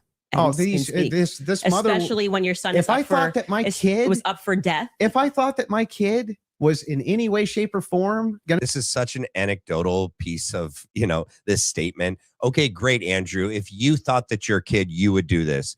Yeah, because you're arguing for that side. Oh, how convenient. But I mean, I could say the opposite. So could Candace. That doesn't prove anything at all. You couldn't shut me up. Or my wife, she would be like, that's not true. That's ridiculous. There's no. I agree. Let's take a look at your wife real quick. Let's go here. Let's see. This will make everybody laugh. Is it on the screen? Here we go. Ready? It's like, whoa, let's. I just think all women are. Oh, so you're allowed to just say stuff. Who knew? Ever tried it before? We are going to. All right. Yeah. So this your is Botox. Those are the parents that would make sure to speak out if they were Tyler's parents. Possible. That never happened. These people are lying through their teeth. They'd be public whether you like it or not. Yeah, that's for you and your wife. But when a judge issues a gag order in a case and your son is up for death, and your lawyers could be advising you that if you say anything, you could blow the case, you would have a more responsible consideration. I see. And we're speaking opinion here. You're like, well, I wouldn't care. I'd violate it, and I'd violate the judge's orders and see what would happen. If you have a source, it seems like they're violating it with them. I'm not speaking to a source, but what I am saying to you is speaking just relevant to what this is. We have not seen any proof that statement that is included in this charging document. I think it is highly likely on the basis of the preliminary hearing that all came from Mike Mitchell. Yes. And Mike Mitchell would be a part. He's based saying, on the statements of it's him saying the parents told me this. The parents could dispute that. That's going to come down the line, right? They're going to be able to seat the parents. I will say this, putting together context clues. If the state had it on, 100% certainty that Matt Robinson and Amber Robinson said it, a 5-day preliminary hearing would be a good time to say we have enough evidence. And I can tell you why Matt Robinson made this statement, and here is his statement that he signed. That would have been a good time to present that evidence. That would also be a good time for the defense to say that's just totally fabricated. No, it's not. It's the wrong time. Why couldn't the defense wouldn't be able to say that a written statement that's signed by the parents is fabricated? Wait, so now he's arguing that the prosecution would fabricate something? I mean, I thought they don't fabricate anything. If this thing existed, Andrew, they would have shown it. And you yourself said that you believe everything that the prosecution has put forth. I think it's very weird that why wouldn't they get the parents to write a written statement and sign it? Also, why did Andrew and Gary and Andrew Wilson and Andrew Colvett and Blake Neff and all them in the weeks leading up to the preliminary hearing, they swore to us that the parents, Tyler Robinson's parents, were going to testify on behalf of the prosecution. Do you guys remember that? You remember them saying that? Never happened. That is completely the wrong time. Why couldn't they? Because what they're doing is they already said they didn't receive discovery. They literally can't. They literally can't because they can't. They did not You're receive saying that discovery. they didn't receive that information? No. They just received the text messages. But in order to... That's not the text messages. The probative information. Yeah, we're talking about the information that we just reviewed. That's not the text messages. They never presented it. The state never put it on. Yeah, they didn't. The defense could easily still have presented this, yeah? No. They could have said there. I want to address something that's right here, right? You hate to say this, but it doesn't matter if the parents say he's innocent. That's not what we're talking about. We're talking about the parents supposedly saying that Tyler confessed to him. Also, that supposedly the parents said between Mike Mitchell and them that they ID'd him from surveillance footage, that they ID'd the gun, that they reached out to Tyler and asked him for a picture of the gun.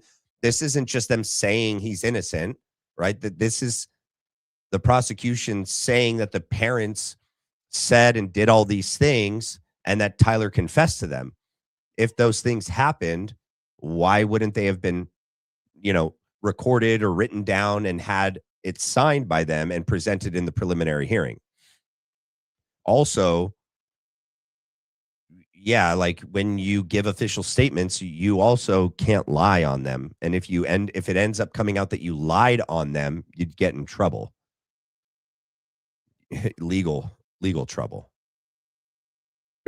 No, they're not allowed to. Are you sure? In a preliminary hearing, the defense is engaging with whatever evidence the state decides to put on. They did not put this on as evidence. Brian Davis was up there. So they're not allowed to present anything? They're responding to the state's I'm asking, evidence. are they allowed to present anything? They are allowed to say... Like if there was a conspiracy that they could prove right then and there, would they present that in one of these hearings? No, it wouldn't be the right time for that. I disagree. I think that they not only could do it, but they would do it. In fact, when I talked in depth with my attorney, they said that's exactly, if you had actual evidence that there was fabrications by the feds, that's exactly when you would introduce that. So when in the document that they filed yesterday or a couple of days ago, the appropriate, like what you're doing at this stage of the hearing is the state is saying, we have enough evidence that we think this needs to go forth to trial. Hence the reason that there's this extraordinary, we allow hearsay because it doesn't really need to be perfect. It can be enough that we feel like we can move forward, right? 1102. And okay, I disagree with that in general when somebody's rotting in prison, but whatever. The next phase is for them to meet in court and for the defense to essentially present an argument to the state that says, we find this filing to be defective in and of itself. We don't even have to defend ourselves because you, the state, have enough, you know what the laws are on the books, and this filing is defective and you should get rid of these charges because they don't make sense based on what you can decide based on a law on the books. So then that's why they then file the dismissal, right? So in the dismissal, what they're doing is they are engaging, and this is what was widely misinterpreted. Well, yeah, they're engaging as though as it's a hypothetical. If this is hypothetically true, then so they're saying all of these charges. I'm not disputing any of that. So that's what you're asking. Why you're saying could they just what I'm asking specifically is like who could shut parents up who are like, no way, there's no possible. He goes back to that. Notice when he knows that he's lost an argument, he then like switches gears and tactics to a different argument. That's not what they were arguing at that time at all. And I want to hit this one because I agree. This Mike Mitchell guy is a retired, PDF detective. And who knows what kind of things they had on that guy to get him to say and do what they ended up getting him to say and do. Why him? Why isn't there a written statement being referenced in these documents and in the prelim from the parents? Why Mike Mitchell? Why in March? Why not last year? This never happened. This is ridiculous. They would be shouting it on CNN. They would be shouting it from the rooftops. They would be losing their minds. And you're like, nope, the gag order would be enough to keep them quiet. Not enough for them to talk to your source, but enough to keep them quiet. I think that that's quite ridiculous. But she didn't say that they spoke to her source directly to give the information to Candace. Okay. That's not what happened. But Candace has a source that she reached out to and got this information. But I'll even concede this whole point to you. Let's just say, oh my gosh, maybe this was misconstrued, right? If there's a little bit of reason to doubt it because we're still waiting for the evidence for trial. If that's the case, then why not take the same standard for the evidence that you present? You're just waiting for trial. Well, you didn't do that. Wait a reason second. We're here. Wait a second. I just want to make sure that I got this right. That's your argument to me, right? My argument to you is what? Your argument to me is that, hey, wait a second, Andrew. There's not enough here that convinces me, right? Well, that's actually my rebuttal to you, is that you are saying, why are people engaging in what you term to be conspiracy theories? No. I term it to be thinking. They're Mhm. just thinking because they're recognizing there are a lot of holes in these stories and that this is not strong evidence, right? This is the reason they're doing it. I'm explaining to you, this is the reason that they're doing it. I'm addressing what you view to be Yeah. overwhelming evidence. Mhm. And by the way, I want to be clear.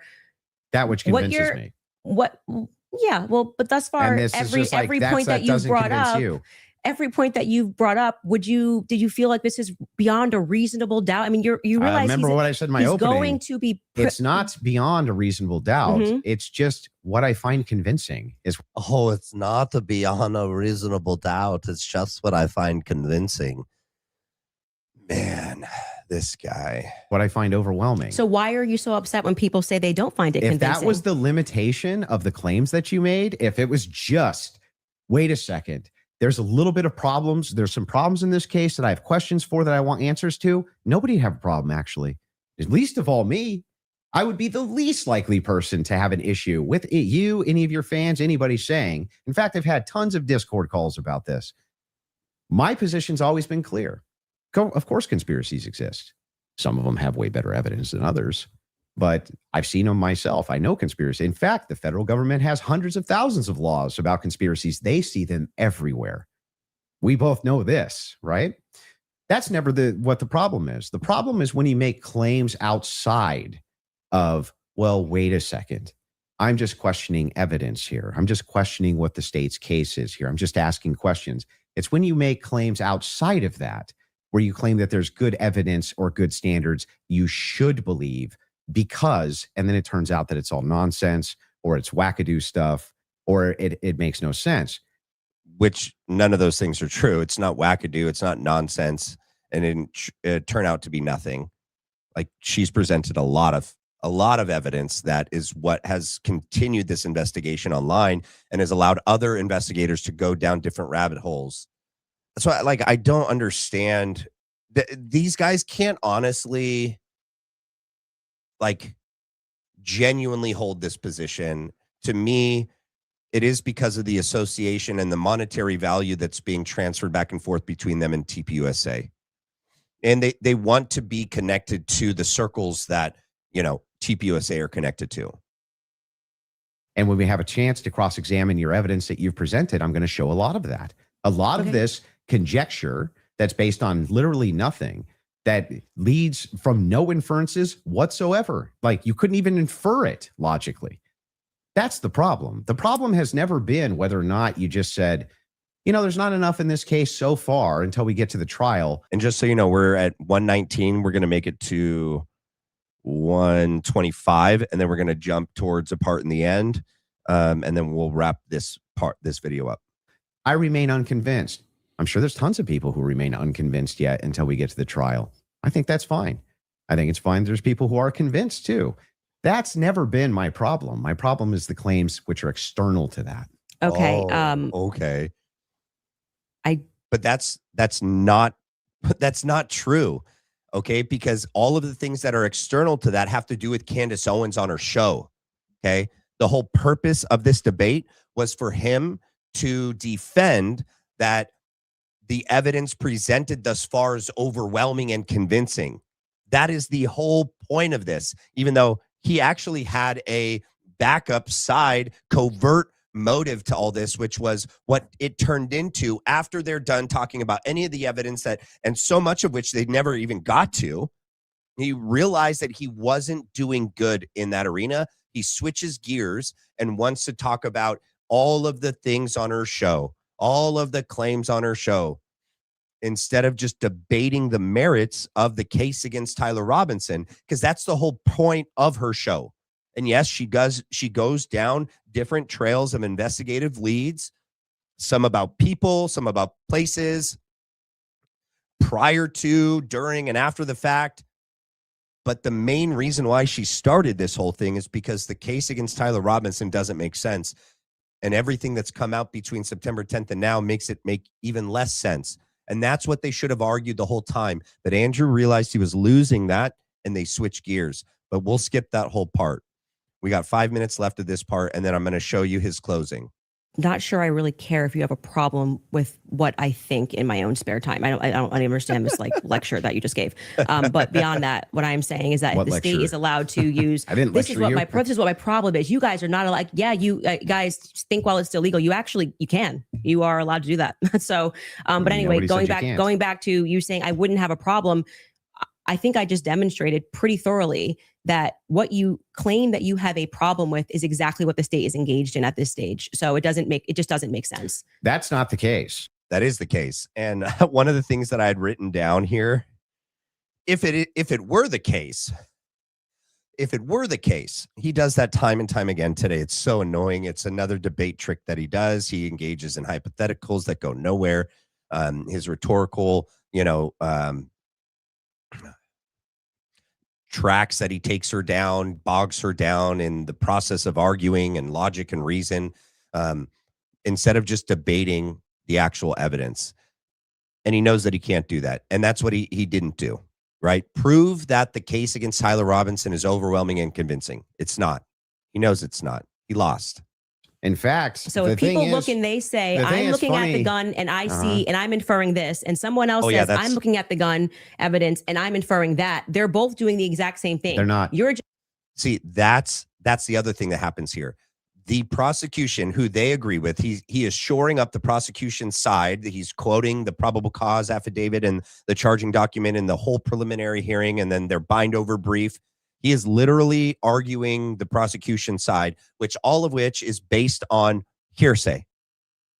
Okay. We've just said that we have other hearsay that we've received, and we believe this is convincing. And he's saying, you can't do that, but we can. That's what's happening right now. Just saying, I want to do it for the state. That's propositionally false. That is not propositionally I'll explain false. Exactly how. Okay. It is the case that every proposition is going to have a true or false conclusion, period. That's just logic, right? It's the law of excluded middle. All propositions are going to be true or they're going to be false. When we get into when we're making inferences based on propositions. We can actually come to true conclusions with false premises inside of a proposition. In fact, what we're talking about here is not whether or not you feel that you're convinced by this evidence. But you felt like you were convinced. Right? Sure. But here's the thing. When you ask me, does he not notice the contradiction in his own statements? They're convinced by the inferences that the prosecution has made from their hearsay, but we're not allowed to be convinced from the inferences from ours. Got it. We get to do it, not you. My reason, Andrew, why are you convinced by this? I can give you my reasons why I'm convinced by it, why it seems reasonable and rational to me to be convinced. You could even say, but Andrew, I'm just not convinced by it. If that was the limitation of your claims, we wouldn't even be having this conversation. That's why I wanted to have the conversation, in fact, was so that we could move into your actual claims that you've made, which transcend the idea of I'm just asking questions. Before we get into that, your team has one thing they want to show before you go into that. So if you want to pull that up, this is the prosecution filing showing defense had full discovery by April 1st. Oof. They did not. That's not true. They did not. So on the first day of the preliminary hearing, the prosecution opens up by saying, as of June 18th, we gave them 100% of what we had at that point. And then they said, by the end of the preliminary hearing, we will be able to give them 100% of what we have up to this point. That's what happened. Seconds. Yeah. To date, the state's prosecutors have disclosed all evidence that is presently and reasonably available to them as That's the other thing. Presently and reasonably available. That's the caveat. That doesn't mean all of it. It's just what's presently and reasonably available. Required under Rule 16, Utah R criminal To be more precise, as of April 1st. Yeah, that was not 100%. That's why they're caging that by saying what's reasonable. There was an entire, and we can pull this up. Like, we should now play the Kathy Nestor clip because that's from there. So, and they were basically saying you don't need it at this stage, meaning it's not reasonable that you're asking for this when we're going into a hearing that's just going to be based on hearsay and stuff, things of that nature. And that's what Catherine Nestor was arguing, is that we need it in order to defend him in this preliminary hearing. And the prosecution said, no, you don't. You just need everything that we've given you up to this point for the preliminary hearing. For the trial, we'll give you everything else by the time we get there in, I don't know, a year or two. Andrew doesn't know. He didn't pay attention. He didn't watch. He's not invested in this. He's not in this for the right reasons. They're not altruistic. But of course, by the time a trial comes, you're going to get all the discovery documents. Show cause. Yes. Yeah. So that's what they're saying. Yeah, I understand. Okay. So that's I'm even fine with it. Yeah. He just conceded. Again, he does this all the time and then acts like he didn't. You just argued. You thought you had a gotcha moment where you pull up this statement that, oh, see, they gave over all of the evidence. No, then she points out to you that it's just all of the evidence at that time that's presently and reasonably available, and that's necessary for the preliminary hearing. And then he goes, oh, yeah, I'm fine with that. Well, you just argued a minute ago that that's not the case. If it were the case that you're a total idiot, you would pay $300,000 to do a debate to look like a total idiot. Gotcha. Let me see. I just got a super that came in. Megan, what up? Thank you for the super chat. Imagine the behind the scenes chaos with Erica and the spin doctors during the debate. I would have paid good money to be a fly on the wall with that. Yeah, what's interesting is that like Andrew Colvett, Blake Neff, and Benny Johnson, and Dana Loesch, and Graham Allen were silent. They've been silent on this. Blake Neff has only mentioned this on X, and he's done posts, and he's done clips of this debate. I guess we might see on Monday when Andrew Colvett and Blake Neff have their show, and Dana Loesch and Graham Allen and all that, and we'll watch and we'll see what they have to say about all of it then. Graham Allen Brandon Tatum didn't even finish watching the debate. Neither did Tim Pool. Okay. They tapped out and walked away. The first half of the debate is clearly won by Candace Owens. The second half is clearly lost by Andrew Wilson because he goes into personal attacks and plays stupid clips that have nothing to do with the evidence against Tyler Robinson.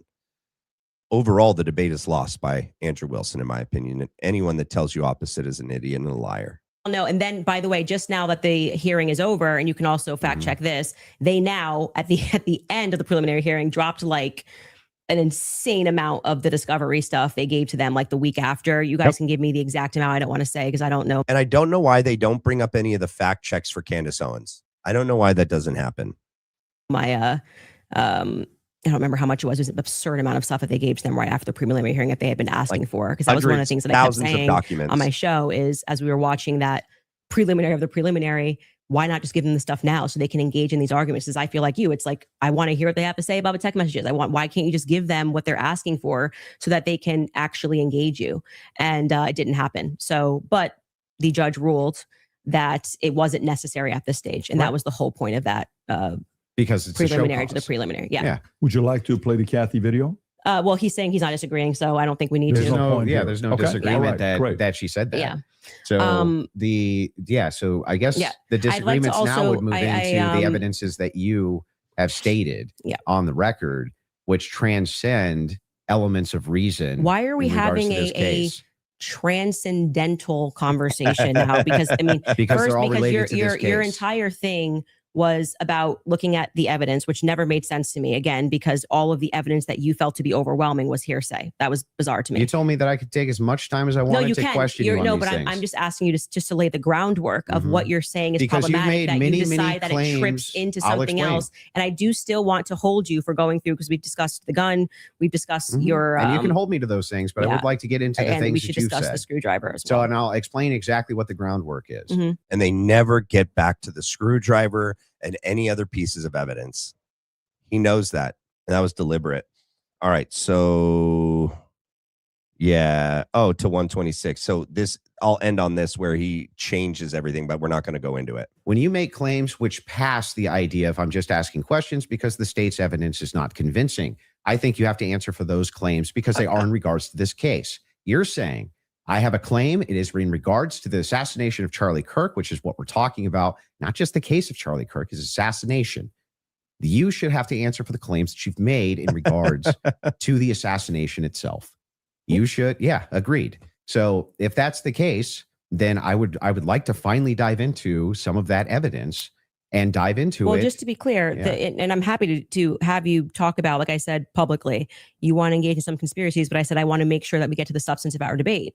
The substance of our debate is the major is me demonstrating that all of the quote unquote evidence that you feel that you have, which demonstrates that Tyler Robinson shot Charlie Kirk. You don't find convincing. I get it. It's been invalidated by the testimony that we saw. And in your answer for when I explained to you that he had the most degraded prints was, I don't know. Okay, well, if she hasn't invalidated it, then why are you in such a hurry to get off of it?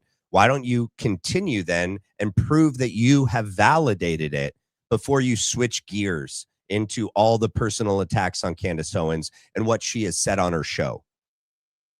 There lies my ability to process that. It's just fine for you to not be convinced up to this point. All of your viewers, everybody watching, nobody's you're conceding. Nobody's giving a dispute that if all your claims ever were just up to now, the evidence that the state's given, I'm just kind of not convinced.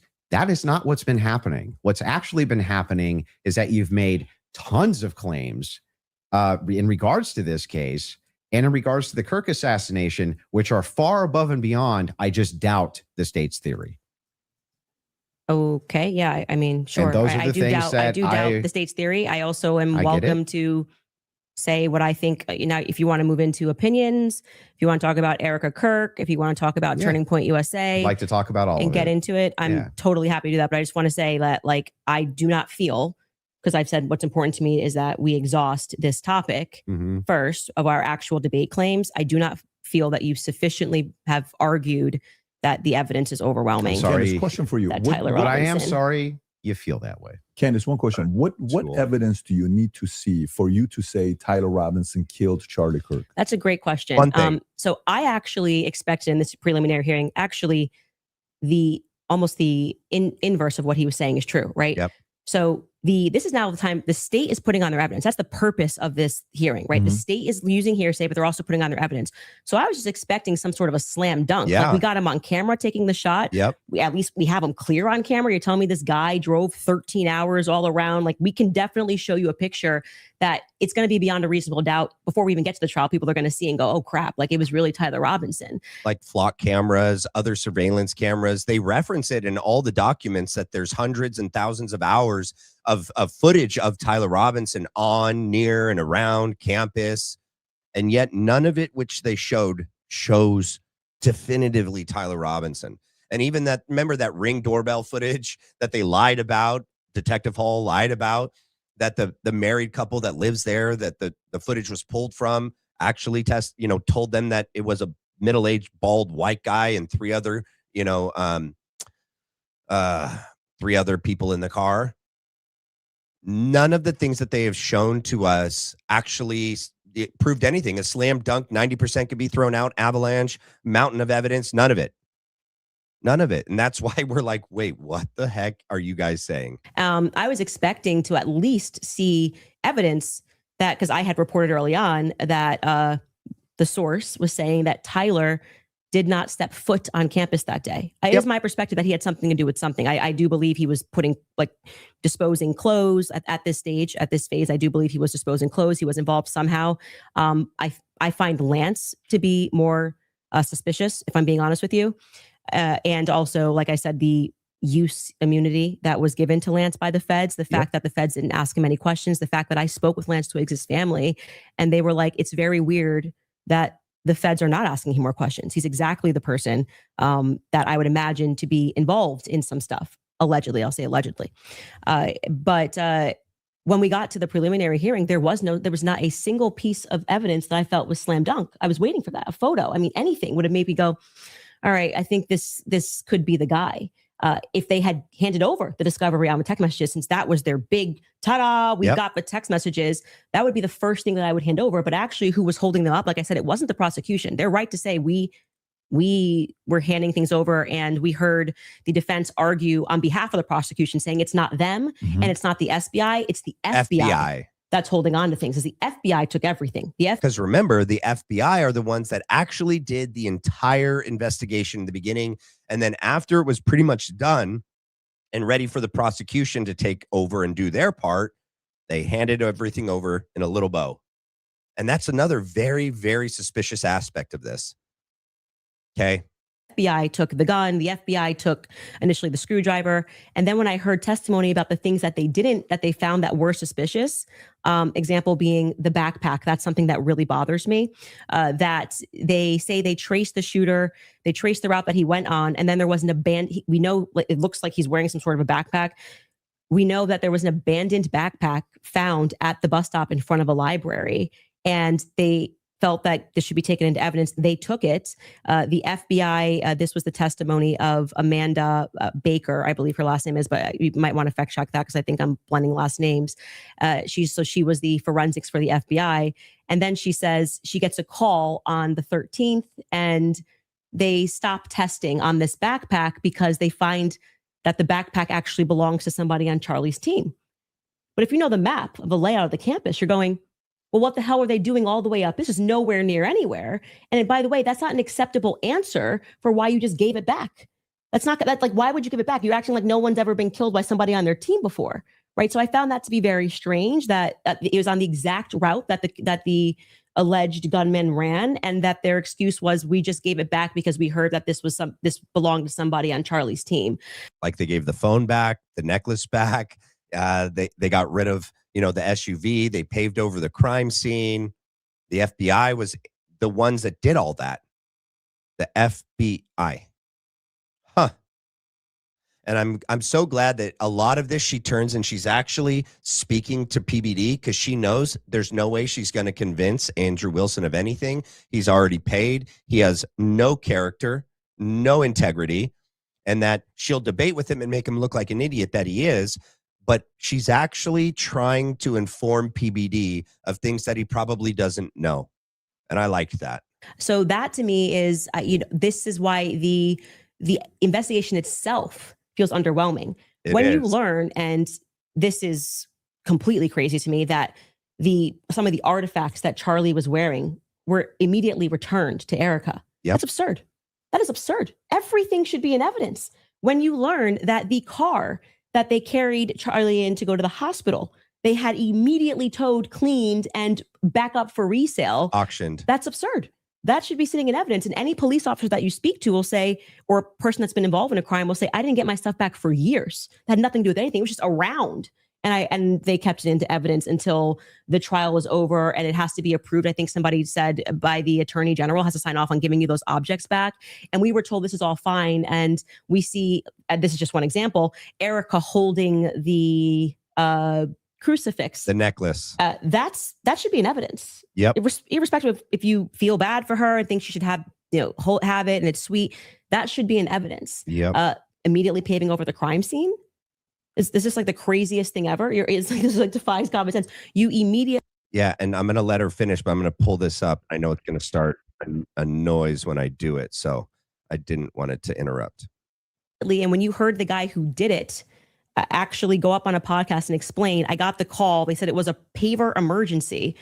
I've never in my entire career heard of a paver emergency. They had already had someone come up and dig up the dirt. So by the time he got there on Sunday, the dirt had already been dug up for him to lay down pavers. That is what people are looking at and going, this is weird. There needs to be answers for why this was done. And he tells us the call came from the feds and the governor's office. UVUs washed their hands of it. And what he's saying sounds true because we heard during the testimony, one person described the regions of who was in control of everything. Mm-hmm. The feds were in control of the courtyard. So in order for anybody to have paved anything, that was federal territory, so to speak. I'm maybe not using that in the best cop term, but the feds were in control of the courtyard. So these are things that I think should be answered for. Yep. Why are we doing things differently than you would in any other criminal scenario of keeping the evidence until we know more, until we're confident, the various decoys. I did it. It just doesn't look right. And now let's go here. Again, I got to tell y'all,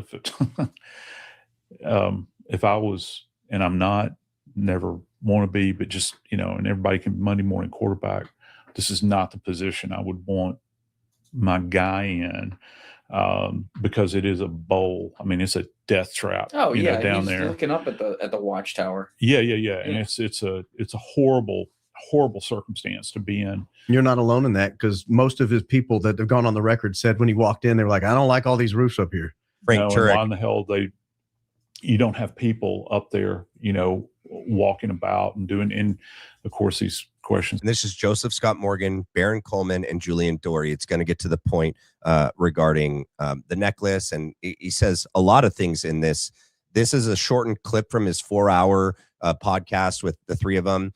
But as a, forensic, pathologist, death investigator, he said when told that, Brian Harple hopped up on, the gurney with Charlie Kirk in the hospital and cut his shirt and was ordering all of the hospital staff around. He goes, no. Oh, well, the phone was given back. The chair was manipulated by Terrell Farnsworth. The scene was not secured, and people were taking things and moving things from the scene. The necklace, the SUV, the phone, all of these things that should have been admitted into evidence and should have been tested. He believes that is ripe with corruption. And so that's exactly the point that Candace Owens was just making. Have come up in other cases, relative to Butler and all these sorts of things. And well, speaking of direction of sound, he has a video. This is a video. You can see the people still running away and dispersing. So this was seconds afterwards. Right. Okay. These this people, is the one you sent him? Yeah, this is the one I just sent him. These people are standing just to position you. This way a little bit. Sorry. Just to position you. These people are standing between the Losi Center and the tent. That's not the one that I hit. Did I not hit the right time? 23:12. That's the one. Hopefully it's not marked wrong. All right.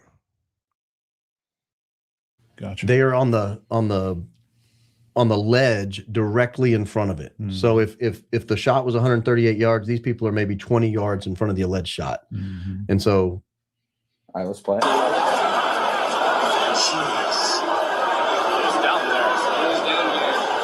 shot came from down there? Shot came from down there, they said. That's insane. The roof is here.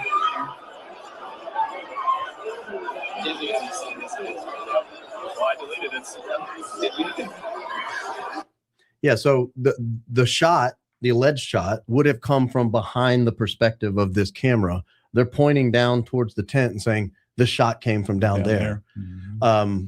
I again, memory. Is there a way that sound could have traveled in there? Even the presence of human bodies is going to adjacent to like a fruit, like fruit bins and all that sort of stuff.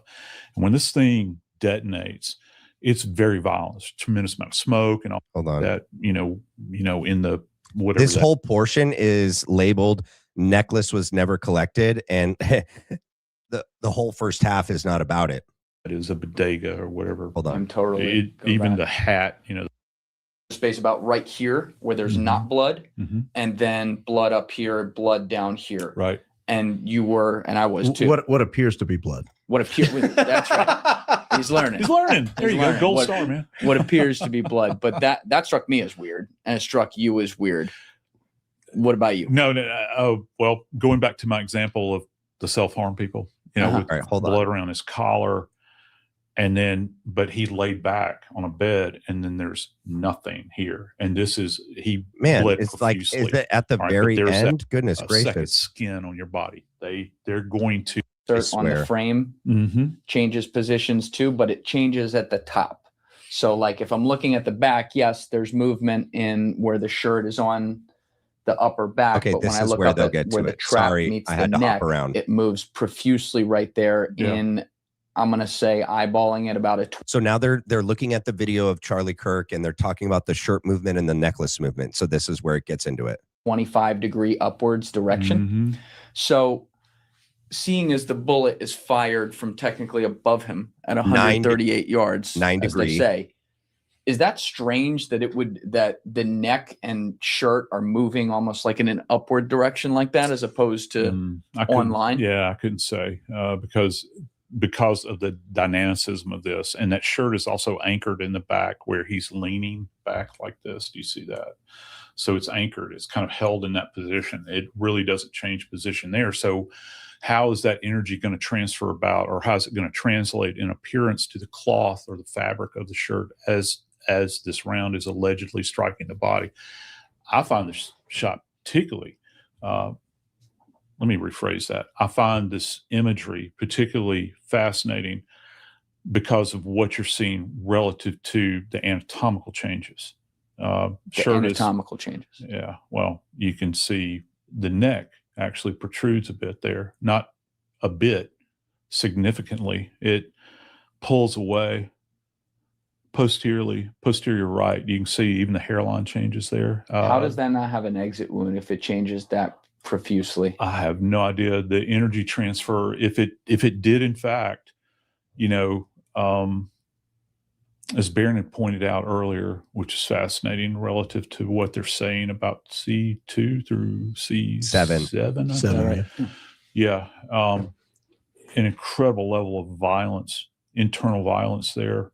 And the skin is reacting to that wave of energy that's going through there. And Lord only knows, I would love to know to what degree. Well, first off, specifically, what vertebral body was actually impacted, like specifically, because you can get this kind of peripheral fracturing that takes place because of a concussive event, where you'll get these little hairline fractures and all that stuff. But which vertebral body did it actually slam into, if that's what they're saying? It's so weird. It switched gears. That whole section is supposed to be talking about the necklace. Oh my gosh, that's so frustrating right now. All right, so I'll just explain to you what he says with his professional opinion, that all of those pieces of evidence should have been, all of those articles that were on Charlie, and including his cell phone, including the car, including the chair and everything that was around him, all should have been collected and kept in evidence and used to be tested, right? That he would have even sent the necklace off to like a tool person within the ATF, that's their specialty. That's like their mamma jamma, to be able to see like how it broke, where it broke, what kind of force it would take to break it, that it should not have been given back to Erica. And that was heavily suspicious. All things in the cell phone. They don't know what is evidence until they rule it out as not evidence. Okay. The chair, they would have needed that exact chair because yes, they're all made in a factory, but that chair was worn and used in a certain way that gave it a specific type of, angle and height to it, that when Charlie sat on that and on top of the platform that he was on, that should have been kept. So they could have recreated the exact height that Charlie was sitting at the moment that the bullet supposedly impacted him, from the distance and the location that it supposedly came from.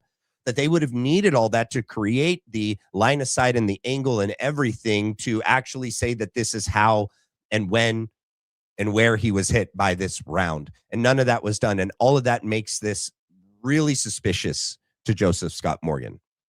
So hopefully I surmised it well enough for you guys. Sorry that we jumped around there. Now we're going to jump to the end. I do have the correct timestamp for this. So just 3:06.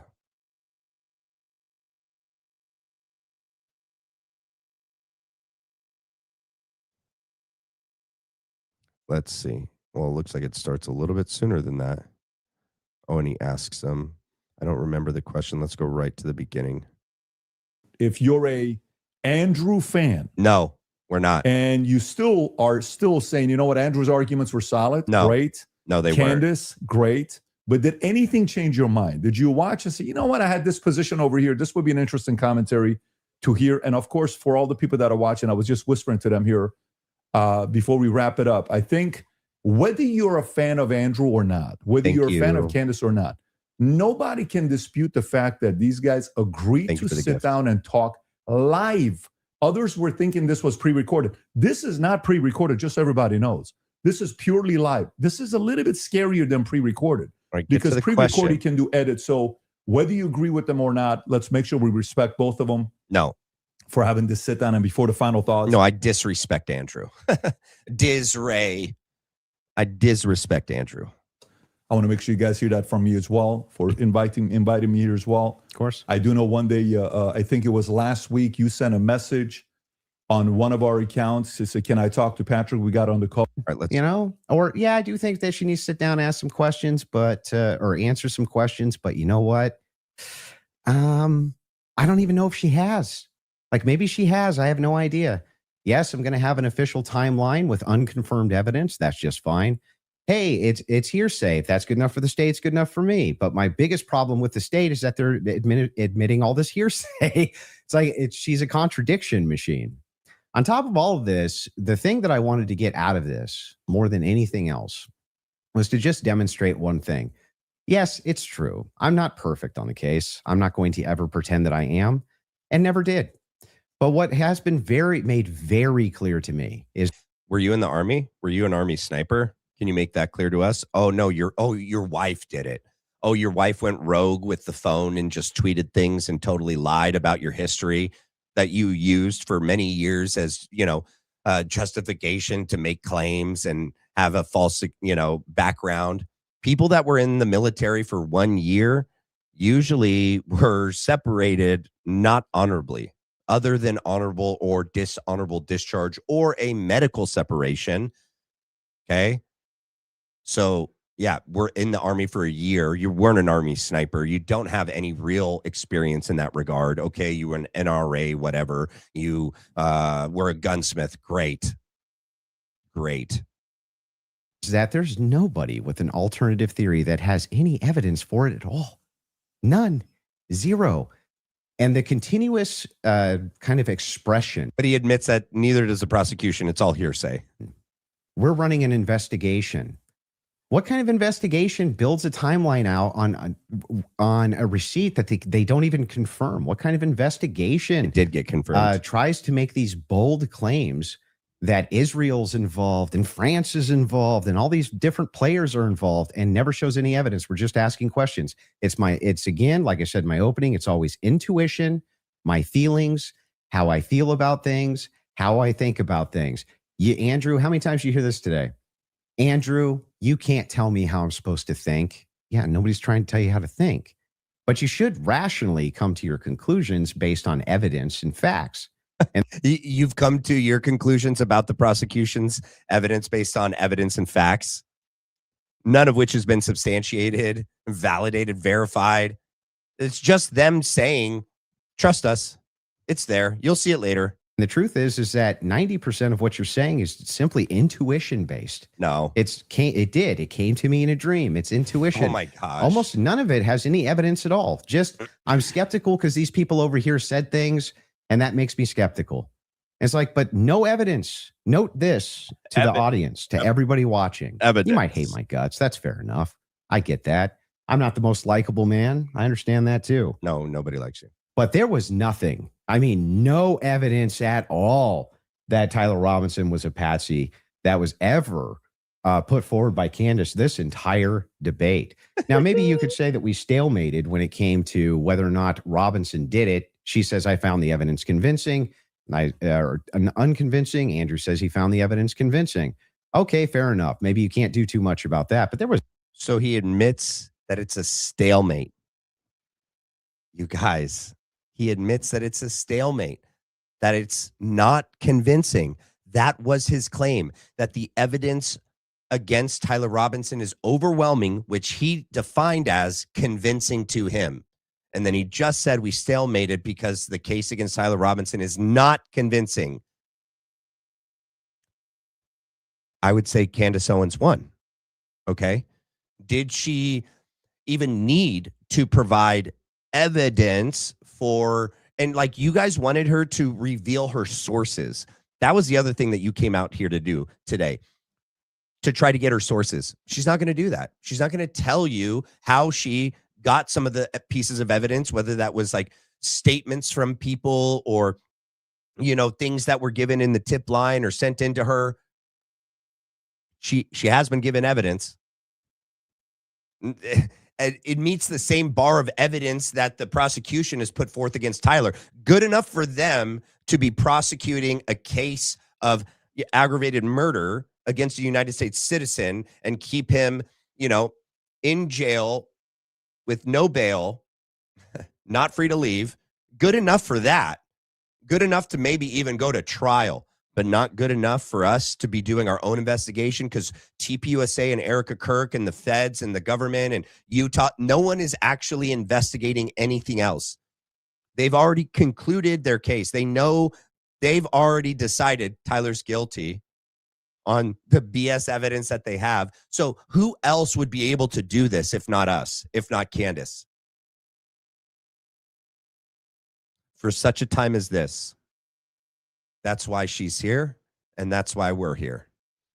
All right, you guys. If you guys haven't done so already, please do me a favor and hit the like and hit the subscribe. It is the best way to help support this channel. We have 1,000 people here. We're not done. I got something else for you guys, but I haven't been able to say this thus far. How many do we have so far? 599. We're so close. We're like 400 off. We can make that. Come on. We can do better than 599. Are there really 400 people in here that don't like me? Dang. Okay, I won't take it personal. All right, let me get through a couple of these. Also, PBD was asked in the Hamptons at July 25 to be Iranian president. That's interesting. What, because he's a dual citizen? I didn't know that. That's funny. Thank you for the gift, Megan. All right. Now let's get to this. All right. And I have it exactly where we left off last night. So here we go. Oh, wait. Oop. They say we have like 60 million views a week on TikTok. I said, wow, I don't even know what to think of that. So anyway, when I talk to some of these individuals on campuses, and they have tons of confidence and no wisdom. And so they'll commonly ask, they'll say, I want liberty. And I say, define liberty. And they'll say, the ability to do whatever I want to do whenever I want to do it. Okay, well, in Galatians 5:13, for you were called to liberty, brothers, only do not use liberty as an opportunity for the flesh, but instead to love and serve one another. You see, there is a difference between liberty and license, liberty and indulgence. Liberty is the ability to pursue what one ought to do. Liberty is not having drag queen story hour in front of 8-year-olds. Liberty is not marijuana clinics on every corner. Liberty is not prostitution made legal. That is license. You know what liberty is? The ability to homeschool your kid without the government getting in the way. Amen. Liberty is the ability to say the church will never be deemed not essential again if they try to lock us down. Liberty is about the higher things in life, not the lower things in life.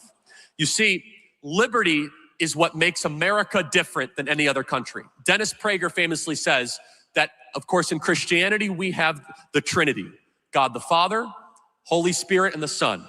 Do you know that America has a Trinity as well? It's on every single coin. It's in God we trust, e pluribus unum, and liberty. Let's go one at a time. In God we trust. Are we still a nation that trusts God? If one of, this room is, but I don't know if the country is, if one of those components fail to exist, the Trinity will then fall apart. Liberty, we're talking about that. And then e pluribus unum, which is the Latin phrase, out of many one. E pluribus unum, by the way, is the same thing as saying that all men are created equal. Out of many, we are one person. It does not matter if you are black or Hispanic or white. We are one human species. America was founded on that ideal, and they're doing their best to try to destroy it. You see, within this birth certificate. They were chartering our path forward. Now, the scriptures are very clear about what it takes to be free and what happens when people no longer want to live in a state of liberty. You cannot be free and you cannot continue to keep liberty going without a memory of the sacrifices of what came before you. I'm going to prove that in the Bible for just 1 second, but just so you understand, this birth certificate that we celebrate with hot dogs, fireworks, and some of you with other adult beverages, they thought they were signing their death certificate. They knew that when signing this document, as soon as it got publicized, the King of England, King George, says, find them all, hunt them down, hang them publicly, and make a spectacle of them. This was one of the greatest risks in the history of self-government. This could have been. We are at another turning point in our country right now. And the same kind of men that helped found this country and establish it and write our founding documents, those same kind of men are needed right now. Charlie was one of those men. They knew that. That's one of the reasons why they took him out. We need other good men like Charlie to stand up, because I don't know that there's a democratic political answer to what we're facing right now. We tried that. We thought we did that. Charlie thought he had helped do that by getting JD and Trump and his administration in office. Look what it's turned into. You know? But this is why it's so great that we have communities like this, and that, you know, we're not isolated. We're not alone. We have each other. We have God. We are united, whether we're separated by states, countries, bodies of water. We need to stick together.